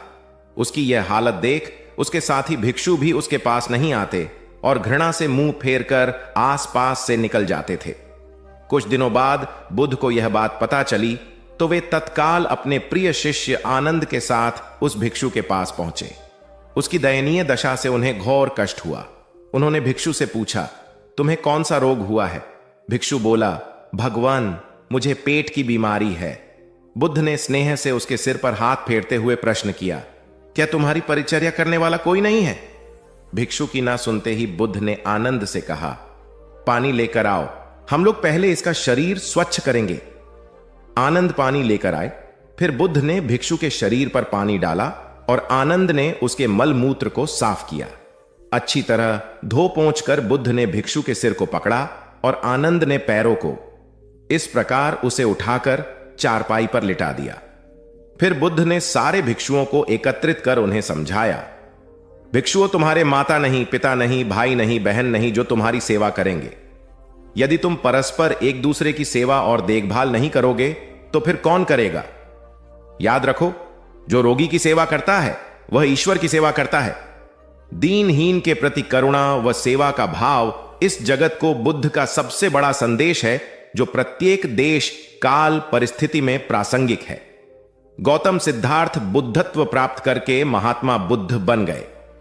सत्य, अहिंसा और दया की मूर्ति बुद्ध अपने शिष्यों के साथ एक गांव में पहुंचे। कुछ अज्ञानी लोग उनके विरोधी थे। वे बुद्ध को अपशब्द कहने लगे। बुद्ध के शिष्यों को बहुत बुरा लगा, मगर बुद्ध ने उन्हें समझाया, ये लोग तो केवल अपशब्द ही कह रहे हैं। अगर ये पत्थर भी मार रहे होते तो भी मैं कहता कि मारने दो। मैं जानता हूं कि ये लोग कुछ कहना चाहते हैं, लेकिन क्रोध के मारे वह कह नहीं पा रहे हैं। 10 साल पहले यदि यही लोग मुझे गाली देते तो मैं इन्हें भी गाली देता, लेकिन अब तो लेन देन से मुक्ति मिल चुकी है। क्रोध से अपशब्द निकलते हैं। यहां तो क्रोध भवन कब का ढह चुका है। अपशब्द कहने वाले बड़ी मुश्किल में पड़ गए। तभी बुद्ध ने अपने शिष्यों से पूछा, इस गांव में कुछ लोग अपशब्द कह रहे हैं, इन्हें बताओ कि वहां के लोग फल और मिठाइयां लेकर आए थे। बुद्ध ने पूछा, फिर मैंने क्या किया था? शिष्यों ने बताया, आपने सारे फल और मिठाइयां यह कहकर वापस कर दी कि अब लेने वाला विदा हो चुका है, इन्हें वापस ले जाओ। आपने कहा था कि 10 साल पहले आते तो मैं सारे उपहार ले लेता। बुद्ध ने पूछा, फिर उन लोगों ने मिठाइयों का क्या किया होगा? शिष्यों ने बताया, गांव में बांट दी होगी। बुद्ध बोले, उन लोगों ने मिठाइयां गांव में बांट दी, लेकिन मैं उन लोगों से कहूंगा कि अपशब्द में न बांटें। बुद्ध फिर बोले, ये लोग अपशब्दों के थाल सजाकर लाए हैं, लेकिन ये गलत आदमी के पास आ गए हैं। ये मुझसे क्रोध नहीं करवा सकते। ठीक खूंटी की तरह जो किसी को नहीं टांगती, लोग उस पर वस्त्र टांग देते हैं। एक बार जैतवन के सभी ग्रामवासी भगवान बुद्ध के दर्शन करने और उपदेश सुनने के लिए एकत्र हुए। उस समय महाकश्यप, मौदगल्यायन, सारिपुत्र, चुंद और देवदत्त जैसे प्रबुद्ध जन बुद्ध के साथ धर्म विषय गंभीर चर्चा में तन्मय थे। ग्रामवासी थोड़ा ठिठक कर खड़े हो गए, क्योंकि इतने ज्ञानी जनों के बीच उन सभी को असहज सा महसूस हो रहा था। कुछ देर बाद बुद्ध की दृष्टि इन ग्रामवासियों पर पड़ी। उन्होंने तुरंत धर्म चर्चा रोक दी। प्रबुद्ध जन बुद्ध के इस व्यवहार पर चकित हो उठे और प्रश्नात्मक दृष्टि से उनको और देखा। बुद्ध अनाथ पिंडक नामक जिज्ञासु से बोले, भद्र, उठो, सामने ब्राह्मण मंडली खड़ी है, उन्हें आसन दो और आतिथ्य की सामग्री ले आओ। अनाथ पिंडक ने पीछे मुड़कर देखा तो उसे ब्राह्मण मंडली तो कहीं नहीं दिखी। मैले कुचैले या फटे वस्त्रों में खड़े ग्रामवासियों का झुंड दिखाई दिया। पिंडक ने शक्ति स्वर में कहा, देव, उन लोगों में एक भी ब्राह्मण नहीं है। ये सभी तो निम्न जाति के हैं, कई तो इनमें शूद्र हैं। बुद्ध गंभीर होकर बोले, पिंडक, जो व्यक्ति सदा श्रद्धावान है वह ब्राह्मण ही है। ये लोग प्रयोजन के लिए भावयुक्त होकर आए हैं, इसलिए इस समय तो ये ब्राह्मण ही हैं। अत तुम इनका समुचित सत्कार करो। कथा का इंगित यह है कि व्यक्ति जन्म से नहीं, कर्म से ब्राह्मण होता है। जो सद्गुणी हो और सत्कर्मी हो, वे शूद्र जाति में जन्मने के बावजूद ब्राह्मण हैं तथा उसी रूप में उनका आदर किया जाना चाहिए। यदि जीवन का संतुलन बिगड़ा और थकान आई तो समझ लीजिए कि बीमारी आई, और यदि वापस ऊर्जा अर्जित करने के लिए विश्राम किया जा रहा है तो ऐसी थकान वरदान भी साबित हो सकती है। इन दिनों जिस तरह की हमारी जीवन शैली है, इसमें असंतुलन बहुत अधिक है। सुबह उठने से लेकर रात को सोने तक शरीर की कुछ नियमित क्रियाएं हैं, आदमी उसे भूल गया है। गौतम बुद्ध बहुत काम करते पर कभी थकते नहीं थे। आज भी कई साधु संत उतना ही परिश्रम कर रहे हैं जितना एक कॉर्पोरेट जगत का सफल व्यक्ति करता है, और जब वे रात को सोते हैं तो पूरी बेफिक्री के साथ। बुद्ध से उनके शिष्यों ने एक बार पूछा था, आप थकते नहीं? बुद्ध का उत्तर था, जब मैं कुछ करता ही नहीं तो थकूंगा कैसे? बात सुनने में अजीब लगती है, लेकिन है बड़ी गहरी। अध्यात्म ने इसे साक्षी भाव कहा है। स्वयं को करते हुए देखना, यह वह स्थिति होती है जब तन सक्रिय और मन विश्राम की मुद्रा में होता है। आज ज्यादातर लोग असमय, अकारण थक जाते हैं, जिसका एक बड़ा कारण असंतुलित जीवन है। एक होता है थकान को महसूस करना और दूसरा है स्वाभाविक थकान। जिस समय आपकी रुचियों, इच्छाओं और मूल स्वभाव में धीमापन आने लगे, अकारण चिड़चिड़ाहट हो जाए, समझ लें कि यह थकान बीमारी है। इसलिए प्रतिदिन योग, प्राणायाम और ध्यान करें। ये क्रियाएं अपने आप में एक विश्राम है। करने वाला कोई और है, हम तो महज उसके हाथों की कठपुतली हैं। यह मनोभाव भी थकान को मिटाएगा। क्या दिक्कत है ऐसा सोच लेने में? महात्मा बुद्ध ज्ञान प्राप्ति के लिए घोर तप में लगे थे। उन्होंने शरीर को काफी कष्ट दिया, यात्राएं की, घने जंगलों में कठिन साधना की, पर आत्मज्ञान की प्राप्ति नहीं हुई। निराश हो बुद्ध सोचने लगे, मैंने अभी तक कुछ भी प्राप्त नहीं किया, अब आगे क्या कर पाऊंगा? निराशा, अविश्वास के इन नकारात्मक भावों ने उन्हें क्षुब्ध कर दिया। कुछ ही क्षणों के बाद उन्हें प्यास लगी। वे थोड़ी दूर स्थित एक झील तक पहुंचे। वहां उन्होंने एक दृश्य देखा कि एक नन्ही सी गिलहरी के 2 बच्चे झील में डूब गए। पहले तो वह गिलहरी जड़वत बैठी रही, फिर कुछ देर बाद उठकर झील के पास गई, अपना सारा शरीर झील के पानी में भिगोया और फिर बाहर आकर पानी झाड़ने लगी। ऐसा वह बार बार करने लगी। बुद्ध सोचने लगे कि इस गिलहरी का प्रयास कितना मूर्खतापूर्ण है। क्या कभी यह इस झील को सुखा सकेगी? किंतु गिलहरी का यह क्रम लगातार जारी था। बुद्ध को लगा मानो गिलहरी कह रही हो कि यह झील कभी खाली होगी या नहीं, यह मैं नहीं जानती, किंतु मैं अपना प्रयास नहीं छोड़ूंगी। अतः उस छोटी सी गिलहरी ने भगवान बुद्ध को अपने लक्ष्य मार्ग से विचलित होने से बचा लिया। वे सोचने लगे कि जब यह नन्ही गिलहरी अपने लघु सामर्थ्य से झील को सुखा देने के लिए दृढ़ संकल्पित है तो मुझ में क्या कमी है। मैं तो इससे 1000 गुना अधिक क्षमता रखता हूं। यह सोचकर गौतम बुद्ध पुनः अपनी साधना में लग गए और एक दिन बोधिवृक्ष तले उन्हें ज्ञान का आलोक प्राप्त हुआ। यह कथा असफलता के बावजूद प्रयासों की निरंतरता पर बल देती है। यदि हम प्रयास करना न छोड़े तो एक न एक दिन लक्ष्य की प्राप्ति हो ही जाती है। बुद्ध अपने साधना काल में एक निर्जन स्थान पर ध्यान मग्न बैठे थे। इसी स्थान पर एक यक्ष का वास था। यह बात बुद्ध को झांत नहीं थी। वे तो वहां पहुंचे और शांत वातावरण देखकर ध्यान मग्न हो गए। उस समय यक्ष वहां पर नहीं था। रात होने पर जब वह आया तो उस स्थान पर एक अनजान व्यक्ति को देखकर आग बबूला हो गया। बड़े जोर से वह दहाड़ा, किंतु बुद्ध का ध्यान भंग नहीं हुआ। यक्ष ने उन्हें हाथी का रूप धारण कर डराना चाहा, किंतु बुद्ध यथावत ध्यान मग्न बैठे रहे। उसने बुद्ध को डराने के लिए क्रमशः शेर, चीता, बाघ आदि का रूप धारण किया, किंतु बुद्ध अविचलित ही बने रहे।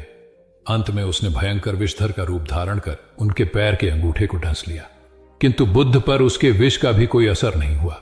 वे अब भी अप्रभावित रहे।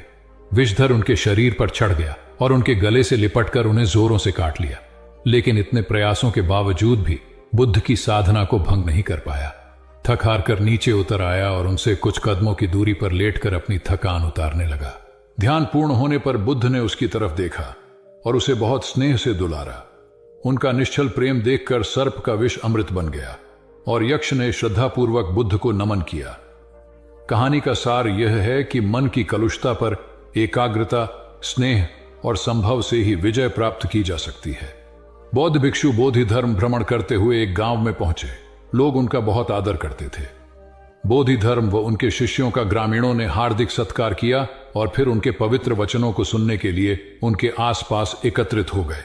बोधि धर्म लोगों को धर्म और आचरण विषयक अच्छी बातें सरल भाषा में समझाने लगे। तभी वहां एक व्यक्ति आया और बोधि धर्म को अपशब्द कहने लगा। उपस्थित जनसमूह ने उसे रोकने का बहुत प्रयास किया, किंतु वह नहीं माना तथा अनवरत बोधि धर्म को बुरा भला कहता रहा। लोगों ने कहा कि महाराज, ये व्यक्ति कितना उद्दंड है, निरर्थक ही आपको अपशब्द कह रहा है। बोधि धर्म उस व्यक्ति के इस आचरण पर कदापि क्रोधित नहीं हुए और लोगों से बोले कि यह भविष्य में मेरा सबसे बड़ा भक्त बनने वाला है। लोगों ने पूछा कि कैसे?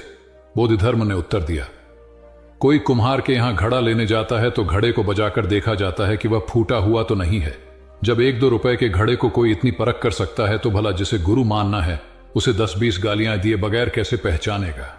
पहले वह परीक्षा लेगा कि गुरु में धैर्य, आक्रोश व समता भाव कितना है।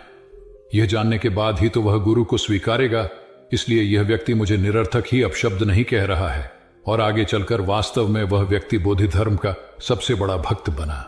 किसी को शिक्षा देने से पूर्व स्वयं का आचरण भी तदनुरूप होना चाहिए, तभी गुरु का महान पद मिलता है। वस्तुतः गुरु की गुरुता तभी स्वीकारी जाती है जबकि उसमें सदाचरण के सभी लक्षण मौजूद हों। महात्मा गौतम बुद्ध के श्रावस्ती में प्रवचन चल रहे थे। प्रवचन में नित्य ही बड़ी संख्या में लोग आते और विविध महत्वपूर्ण व गंभीर विषयों पर बुद्ध से ज्ञान ग्रहण करते। बुद्ध का शिष्य वर्ग भी काफी विशाल था, जो प्रवचन स्थल की व्यवस्था संभालता और बुद्ध की सेवा में सदैव तत्पर रहता। एक बार रात के समय महात्मा बुद्ध प्रवचन दे रहे थे। सदैव की भांति काफी लोग उनके प्रवचन सुन रहे थे। एक व्यक्ति जो बुद्ध के ठीक सामने बैठा था बार बार नींद के झोंके ले रहा था। बुद्ध थोड़ी देर तक तो प्रवचन देते रहे, फिर उससे बोले, वत्स, सो रहे हो? उस व्यक्ति ने हड़बड़ाकर कहा, नहीं महात्मा। बुद्ध ने पुनः प्रवचन प्रारंभ किए। वह व्यक्ति फिर ऊँघने लगा। महात्मा ने फिर वही प्रश्न दोहराया और उसने फिर अचकचाकर नहीं महात्मा कहा। ऐसा लगभग 8-10 बार हो गया। कुछ देर बाद बुद्ध ने उससे पूछा, वत्स, जीवित हो? हर बार की तरह इस बार भी उसने कहा, नहीं महात्मा। यह सुनकर उपस्थित श्रोताओं में हंसी की लहर दौड़ गई और वह व्यक्ति पूर्णतः चैतन्य हो गया। तब बुद्ध गंभीर होकर बोले, वत्स, निद्रा में तुम्हारे मुख से सही उत्तर मिल ही गया। जो निद्रा में है वह मृतक समान ही है। महात्मा बुद्ध का संकेत था कि गुरु से ज्ञान ग्रहण करते वक्त सजगता अत्यंत आवश्यक है। गाफिल रहने की स्थिति में ज्ञान की प्राप्ति पूर्ण नहीं होती और अध का चरा ज्ञान सदैव खतरनाक साबित होता है। कथा सिद्धार्थ के जीवन के उस दौर की है जब वे बुद्धत्व को प्राप्त नहीं हुए थे और निरंजना नदी के तटीय वनों में वृक्ष के नीचे ध्यान करते थे। सिद्धार्थ प्रतिदिन ध्यान करने के बाद पास के किसी गांव में चले जाते और भिक्षा मांगकर लौट आते। कुछ दिनों के बाद उन्होंने भिक्षाटन पर जाना बंद कर दिया, क्योंकि एक गांव के प्रधान की छोटी बेटी सुजाता उनके लिए नित्य भोजन लाने लगी। सिद्धार्थ को वह बड़े स्नेह से भोजन कराती थी। कुछ दिनों बाद उसी गांव का एक चरवाहा भी सिद्धार्थ से प्रभावित होकर उनके पास आने लगा। उसका नाम स्वस्थी था। एक दिन स्वस्थी से सिद्धार्थ बातें कर रहे थे कि सुजाता भोजन लेकर आई। जैसे ही सिद्धार्थ ने भोजन करना शुरू किया, उन्होंने बातचीत बंद कर दी। जितनी देर तक वे भोजन करते रहे, बिल्कुल चुप रहे और वहां सन्नाटा छाया रहा। स्वस्थी को हैरानी हुई। उसने सिद्धार्थ के भोजन करने के उपरांत उनसे पूछा, गुरुदेव, आप मेरे आने के बाद निरंतर वार्तालाप करते रहे, किंतु भोजन के समय एक शब्द भी नहीं बोले। इसका क्या कारण है? सिद्धार्थ बोले, भोजन का निर्माण बड़ी कठिनाई से होता है। किसान पहले बीज बोता है, फिर पौधों की रखवाली करता है और तब कहीं जाकर अनाज पैदा होता है। फिर घर की महिलाएं उसे बड़े जतन से खाने योग्य बनाती हैं। इतनी कठिनाई से तैयार भोजन का पूरा आनंद तभी संभव है जब हम पूर्णतः मौन हों। भोजन के दौरान मैं मौन रहकर उसका पूरा स्वाद लेता हूं। वस्तुतः शांति से किया गया भोजन न केवल शारीरिक भूख को तृप्त करता है, बल्कि मानसिक आनंद और सात्विक ऊर्जा भी देता है। सम्राट अशोक संपूर्ण भारत को अपने राज्य में मिलाना चाहते थे, पर कलिंग के युद्ध में हुए रक्तपात को देखकर उन्हें अत्यधिक दुख पहुंचा। उनकी महत्वाकांक्षा ने जो तबाही मचाई थी, उसे देखकर उन्हें खुद पर ग्लानि हुई। उन्होंने देखा कि लोग दर्द से कराह रहे थे। यह सब विनाश केवल उनकी महत्वाकांक्षा से हुआ था। यह सब देखकर अशोक के मन में विनाश का पथ छोड़कर नेकी के रास्ते पर चलने का विचार जगा। अशोक की राजधानी पाटलिपुत्र थी। पाटलिपुत्र अब पटना के रूप में जाना जाता है। पटना से गया भी अधिक दूर नहीं है, जहां बोधि वृक्ष के नीचे महात्मा बुद्ध को ज्ञान प्राप्त हुआ था। बुद्ध के अष्टप्रद मार्ग, शांति और दया के संदेश ने अशोक के दिलो दिमाग में इतनी उथल पुथल पैदा कर दिया कि उन्होंने उस मार्ग को अपनाने का फैसला किया। इस पथ पर चलने से उन्होंने इतिहास में अपनी अमिट छाप छोड़ी। अशोक ने अपने पुत्र को सिलोन, अब श्रीलंका, और अन्य कई लोगों को सुदूर क्षेत्रों में दूत बनाकर भेजा। एक निर्दयी महत्वाकांक्षा एक ऐसे पवित्र उद्देश्य में बदल चुकी थी जिसमें कुछ अच्छा कर गुजरने की, करुणा और प्रेम के संदेश को चारों ओर फैलाने की इच्छा थी। करुणा केवल दया भावना मात्र नहीं है, यह आपके अंदर दूसरों की मदद करने की तीव्र इच्छा पैदा करती है। इसी भावना ने बुद्ध को भगवान और अशोक को महान बनाया। तथागत बुद्ध उन दिनों मगध प्रवास पर थे। साथ में शिष्यों का बड़ा समूह भी था। प्रतिदिन बुद्ध के प्रवचन होते, जिनका लाभ लेने के लिए बड़ी संख्या में लोग आते। इन लोगों में साधारण जन के साथ विशिष्ट हस्तियां भी शामिल रहती थीं। हालांकि बुद्ध सभी के प्रति समान रूप से प्रेम व आत्मीयता का व्यवहार रखते थे। इन लोगों में नगर सेठ का पुत्र भी था, जो बड़े ध्यान से बुद्ध के प्रवचन सुनता था। वह नित्य ही बुद्ध के शिष्यों के समक्ष बुद्ध की तारीफों के पुल बांधता और धन्य धन्य भाव से घर जाता। एक दिन प्रवचन समाप्त होने के बाद उसने किसी शिष्य से कहकर बुद्ध से मिलने की हार्दिक इच्छा प्रकट की। जब उसे बुद्ध के सामने ले जाया गया तो उसने उन्हें साष्टांग प्रणाम कर कहा, भगवान, आप जैसा तपस्वी और ज्ञानी व्यक्ति पहले न कभी हुआ था और न भविष्य में होगा। यह सुनते ही बुद्ध ने उसकी बात बीच में ही रोककर कहा, वत्स, क्या तुमने इतना अध्ययन कर लिया है कि अब तक कितने संत महापुरुष हुए हैं, और क्या भविष्य भी जान चुके हो कि आगे और कोई नहीं होगा? युवक लज्जित भाव से चुप खड़ा रहा, क्योंकि इस बात का उसके पास कोई जवाब नहीं था। बुद्ध ने अपनी बात समाप्त करते हुए उसे सीख दी, सदैव अपनी आंखें खुली रखो। जो जैसा है उसे वैसा ही महत्व दो, किसी से उसकी तुलना मत करो। कथा का सार यह है कि किसी भी क्षेत्र के अधिकारी विद्वान की स्वतंत्र रूप से प्रशंसा करना उचित है, किंतु सर्वश्रेष्ठ बताना अनुचित, क्योंकि श्रेष्ठता को व्यक्ति, समय व स्थान की सीमाओं में नहीं बांधा जा सकता। आनंद भगवान बुद्ध के प्रमुख व प्रिय शिष्य थे। उनके स्वभाव में उदारता, स्नेह व सहिष्णुता जैसे गुण शामिल थे। वे सभी के प्रति समान व्यवहार करते थे। उनकी दृष्टि में कोई छोटा या बड़ा नहीं था। एक बार आनंद कहीं जा रहे थे। रास्ते में उन्हें बड़े जोर की प्यास लगी। आसपास देखा तो निकट ही कुआं दिखाई दिया। वे वहां पहुंचे। कुएं से एक लड़की पानी भर रही थी। आनंद ने उसके पास जाकर कहा, बहन, मैं बड़ी दूर से आ रहा हूं, मुझे बहुत जोर से प्यास लगी है, कृपा कर पानी पिला दो। उनकी बात सुनते ही लड़की कांप उठी, क्योंकि वह अछूत जाति की थी। वह जानती थी कि किसी ऊंची जाति के व्यक्ति को पानी पिलाना उसके अधिकार क्षेत्र से बाहर है। वह निगाह नीची कर चुपचाप खड़ी रही।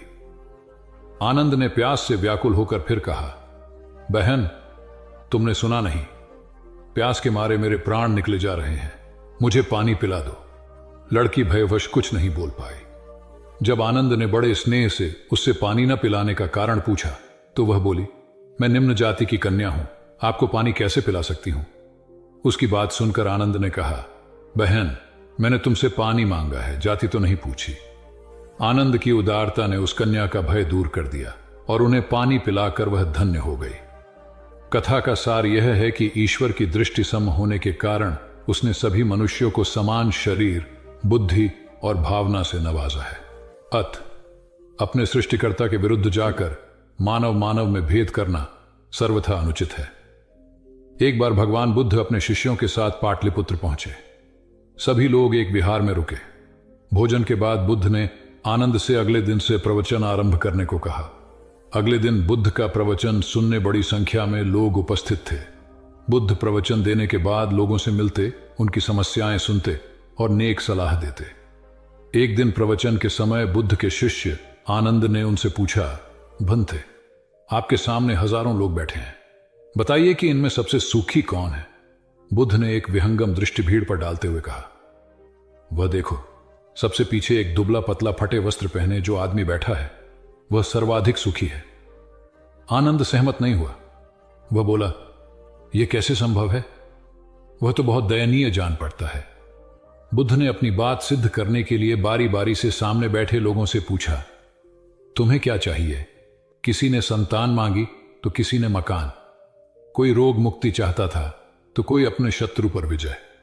ऐसा एक भी व्यक्ति नहीं था जिसे कोई इच्छा ना हो। अंत में बुद्ध ने उस फटेहाल आदमी को बुलाकर पूछा, तुम्हें क्या चाहिए। उसने हाथ जोड़कर जवाब दिया, कुछ नहीं, यदि ईश्वर को मुझे कुछ देना ही है तो बस इतना कर दें कि मेरे अंदर कभी कोई चाह पैदा ना हो। मैं ऐसे ही स्वयं को सबसे बड़ा सुखी मानता हूं।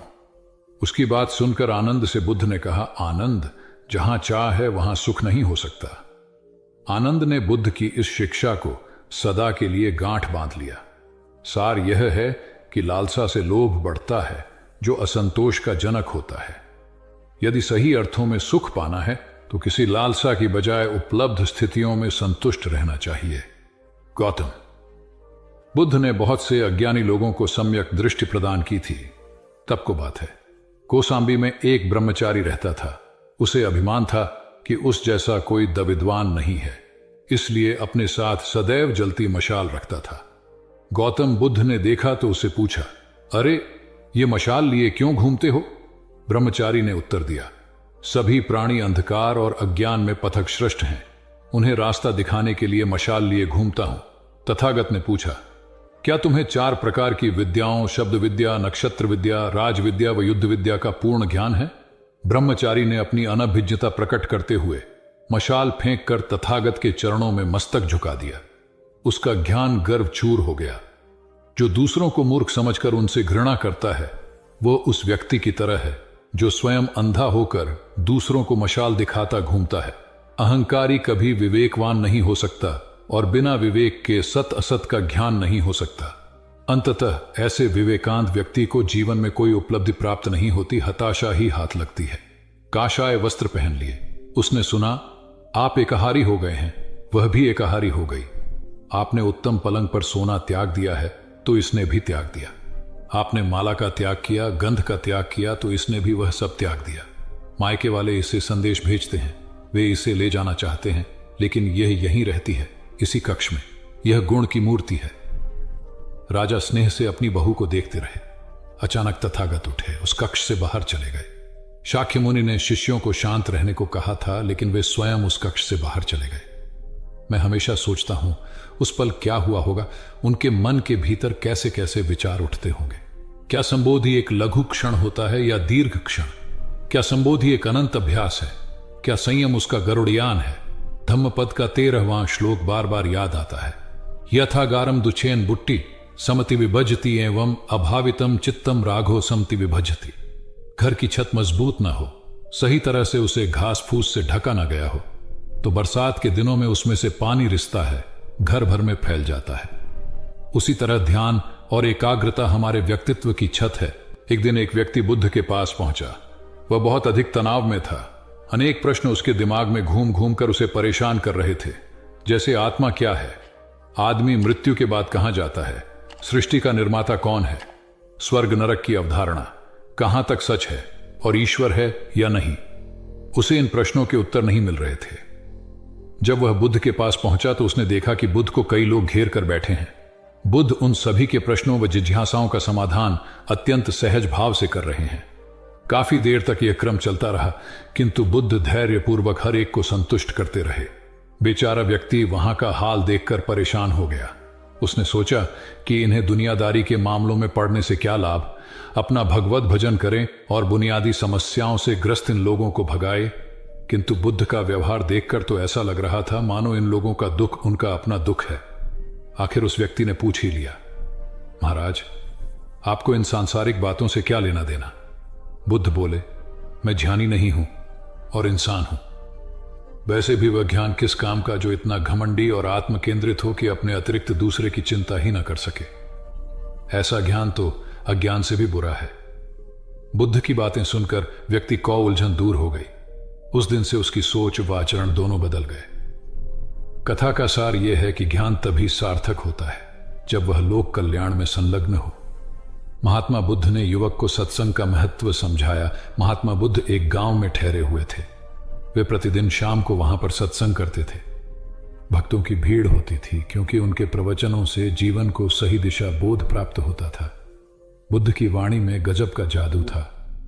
तब बुद्ध ने उसे समझाया, यदि इसी तरह उसे पानी में निरंतर डालते रहोगे तो कुछ ही दिनों में ये छेद फूलकर बंद हो जाएंगे और टोकरी में पानी भर पाओगे। इसी प्रकार जो निरंतर सत्संग करते हैं उनका मन एक दिन अवश्य निर्मल हो जाता है। अवगुणों के छिद्र भरने लगते हैं और गुणों का जल भरने लगता है। युवक ने बुद्ध से अपनी समस्या का समाधान पा लिया। निरंतर सत्संग से दुर्जन भी सज्जन हो जाते हैं, क्योंकि महापुरुषों की पवित्र वाणी उनके मानसिक विकारों को दूर कर उनमें सद्विचारों का आलोक प्रसारित कर देती है। एक आदमी को बुद्ध ने सुझाव दिया कि दूर से पानी लाते हो, क्यों नहीं अपने घर के पास एक कुआं खोद लेते? हमेशा के लिए पानी की समस्या से छुटकारा मिल जाएगा। सलाह मानकर उस आदमी ने कुआं खोदना शुरू किया, लेकिन 7-8 फीट खोदने के बाद उसे पानी तो क्या, गीली मिट्टी का भी चिन्ह नहीं मिला। उसने वह जगह छोड़कर दूसरी जगह खुदाई शुरू की, लेकिन 10 फीट खोदने के बाद भी उसमें पानी नहीं निकला। उसने फिर तीसरी जगह कुआं खोदना शुरू किया, लेकिन यहां भी उसे निराशा ही हाथ लगी। इस क्रम में उसने 8-10 फीट के 10 कुएं खोद डाले, लेकिन पानी कहीं नहीं मिला। वह निराश होकर बुद्ध के पास गया। उसने बुद्ध को बताया कि मैंने 10 कुएं खोद डाले, मगर पानी एक में भी नहीं निकला। बुद्ध को आश्चर्य हुआ। वे स्वयं चलकर उस स्थान पर आए जहां उसने 10 गड्ढे खोदे हुए थे। बुद्ध ने उन गड्ढों की गहराई देखी और सारा माजरा समझ गए। फिर वे बोले, 10 कुएं खोदने की बजाय एक कुएं में ही तुम अपना सारा परिश्रम लगाते तो पानी कब का मिल गया होता। तुम सब गड्ढों को बंद कर दो, केवल एक को गहरा करते जाओ, पानी निकल आएगा। उसने बुद्ध को बात मानकर ऐसा ही किया। परिणाम स्वरूप कुआं पूर्ण होते ही पानी निकल आया। सबने भगवान बुद्ध की जय जयकार की। धन्ना सेठ के पास 7 पुश्तों के पालन पोषण जितना धन था। उसका व्यापार चारों तरफ फैला हुआ था, किंतु फिर भी उसका मन अशांत रहता था। कभी धन की सुरक्षा की चिंता, तो कभी व्यापारिक प्रतिस्पर्धा में आगे निकलने का तनाव। चिंता और तनाव के कारण वह अस्वस्थ रहने लगा। उसके मित्र ने उसकी गिरती दशा देखी तो उसे बुद्ध के पास जाने की सलाह दी। सेठ बुद्ध के पास पहुंचा और अपनी समस्या बताई। बुद्ध ने उसे सांत्वना देते हुए कहा, तुम घबराओ मत, तुम्हारा कष्ट अवश्य दूर होगा। बस तुम यहां कुछ दिन रहकर प्रभु का ध्यान किया करो। बुद्ध के कहे अनुसार सेठ ने रोज ध्यान करना शुरू कर दिया, किंतु सेठ का मन ध्यान में नहीं लगा। वह जैसे ही ध्यान करने बैठता, उसका मन फिर अपनी दुनिया में चला जाता। उसने बुद्ध को यह बात बताई, किंतु बुद्ध ने कोई उपाय नहीं बताया। थोड़ी देर बाद जब सेठ बुद्ध के साथ वन में सायंकालीन भ्रमण कर रहा था, तो उसके पैर में एक कांटा चुभ गया। वह दर्द के मारे कराहने लगा। बुद्ध ने कहा, बेहतर होगा कि तुम जी कड़ाकर कांटे को निकाल दो, तब इस दर्द से मुक्ति मिल जाएगी। सेठ ने मन कड़ाकर कांटा निकाल दिया। उसे चैन मिल गया। तब बुद्ध ने उसे समझाया, ऐसे ही लोभ, मोह, क्रोध, घमंड व द्वेष के कांटे तुम्हारे मन में गड़े हैं। जब तक अपने मन की संकल्प शक्ति से उन्हें नहीं निकालोगे, अशांत ही रहोगे। सेठ का अज्ञान बुद्ध के इन शब्दों से दूर हो गया और उसने निर्मल हृदय की राह पकड़ ली। अपनी कुप्रवृत्तियों से मुक्ति के लिए संकल्पबद्धता अनिवार्य है।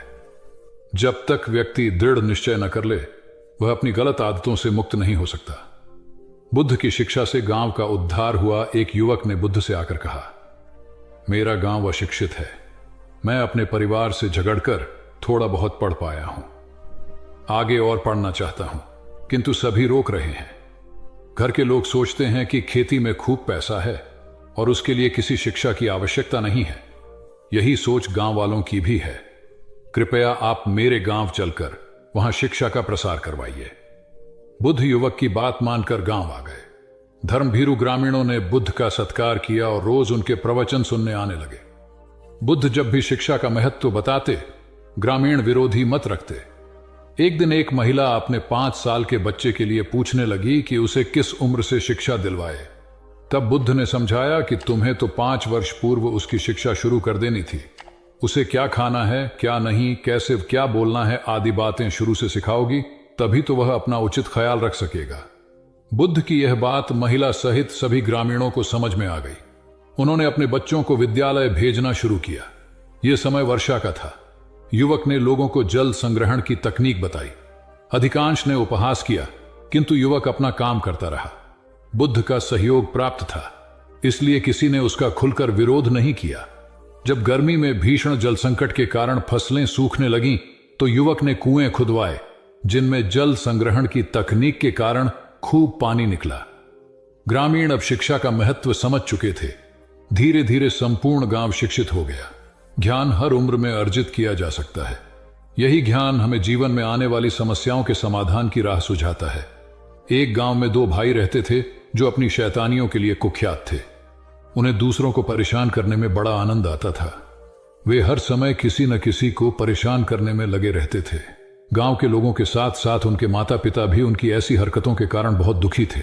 जब गांव का कोई व्यक्ति उनके माता पिता के पास उनकी शिकायत लेकर आता, तो वे दोनों को बहुत समझाते, किंतु दोनों भाइयों के कानों पर जूं तक नहीं रेंगती। एक दिन उनकी मां गांव में आए हुए महात्मा बुद्ध के पास गई और अपने बच्चों में किसी भी तरह ईश्वर का भय भर देने का आग्रह किया, ताकि वे लोग शैतानी से बाज आए।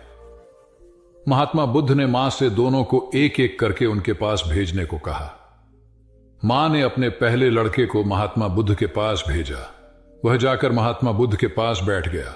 महात्मा बुद्ध ने उससे पूछा, ईश्वर कहां है? लड़के की कुछ समझ में नहीं आया और उसने कोई उत्तर नहीं दिया। तब महात्मा बुद्ध ने दोबारा यही सवाल कड़क कर पूछा, तो डर के मारे लड़का वहां से तेजी से भागा और भागते हुए अपने भाई के पास जा पहुंचा तथा बोला, भाई, तुम्हें पता है ईश्वर खो गया है और सब लोग इसके लिए हमें ही जिम्मेदार समझ रहे हैं। छोटा भाई भी इतना बड़ा आरोप सुनकर डर गया और उस दिन से दोनों ने शैतानी करना छोड़ दिया। कथा का सार यह है कि जब सीधे मार्ग से सुधार की राह न मिले, तो टेढ़े मार्ग का सहारा लेना ही सर्वथा उचित है। सेठ ने बुद्ध से जाना, सच्चा संपन्न होना। एक सेठ निसंतान था। अपार संपत्ति का मालिक होने के बावजूद सेठ का लोभ बरकरार था। संतान न होने का दुख उसे बहुत था और इस कारण वह न जाने कितने फकीर, बाबा और पंडितों के दर पर माथा टेक चुका था, किंतु नतीजा शून्य रहा। एक बार सेठ के नगर में बुद्ध का आगमन हुआ। सेठ ने उनकी बहुत ख्याति सुनी तो अगले ही दिन उनसे मिलने पहुंचा। बुद्ध को अपनी निसंतानता के विषय में बताया तो उन्होंने सेठ के सिर पर हाथ रखकर हार्दिक आशीर्वाद दिया। संयोग की बात कि कुछ ही समय बाद सेठ को संतान सुख प्राप्त हो गया। वह बुद्ध के प्रति आभार भाव से भर उठा। सोचने लगा कि बुद्ध के प्रति उपकार कैसे जताए। विचार करने के उपरांत उसने एक बक्से में बेशकीमती हीरे जवाहरात रखे और बुद्ध के पास पहुंचा।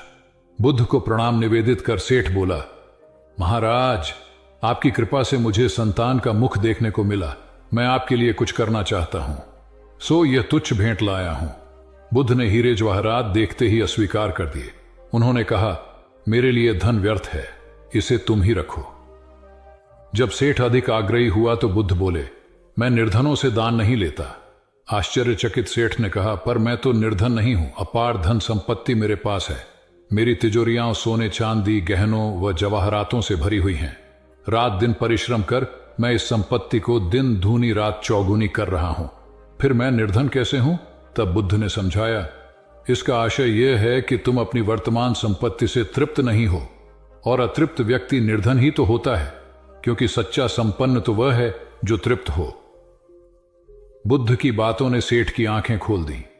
संतोष सबसे बड़ा धन और संतोष ही सर्वाधिक धनी होता है, क्योंकि इच्छाओं का अंत निर्लिप्तता की परम सुखमय अवस्था को लाता है। एक बार गौतम बुद्ध से अभय राजकुमार ने प्रश्न किया कि क्या श्रमण गौतम कभी कठोर वचन कहते हैं।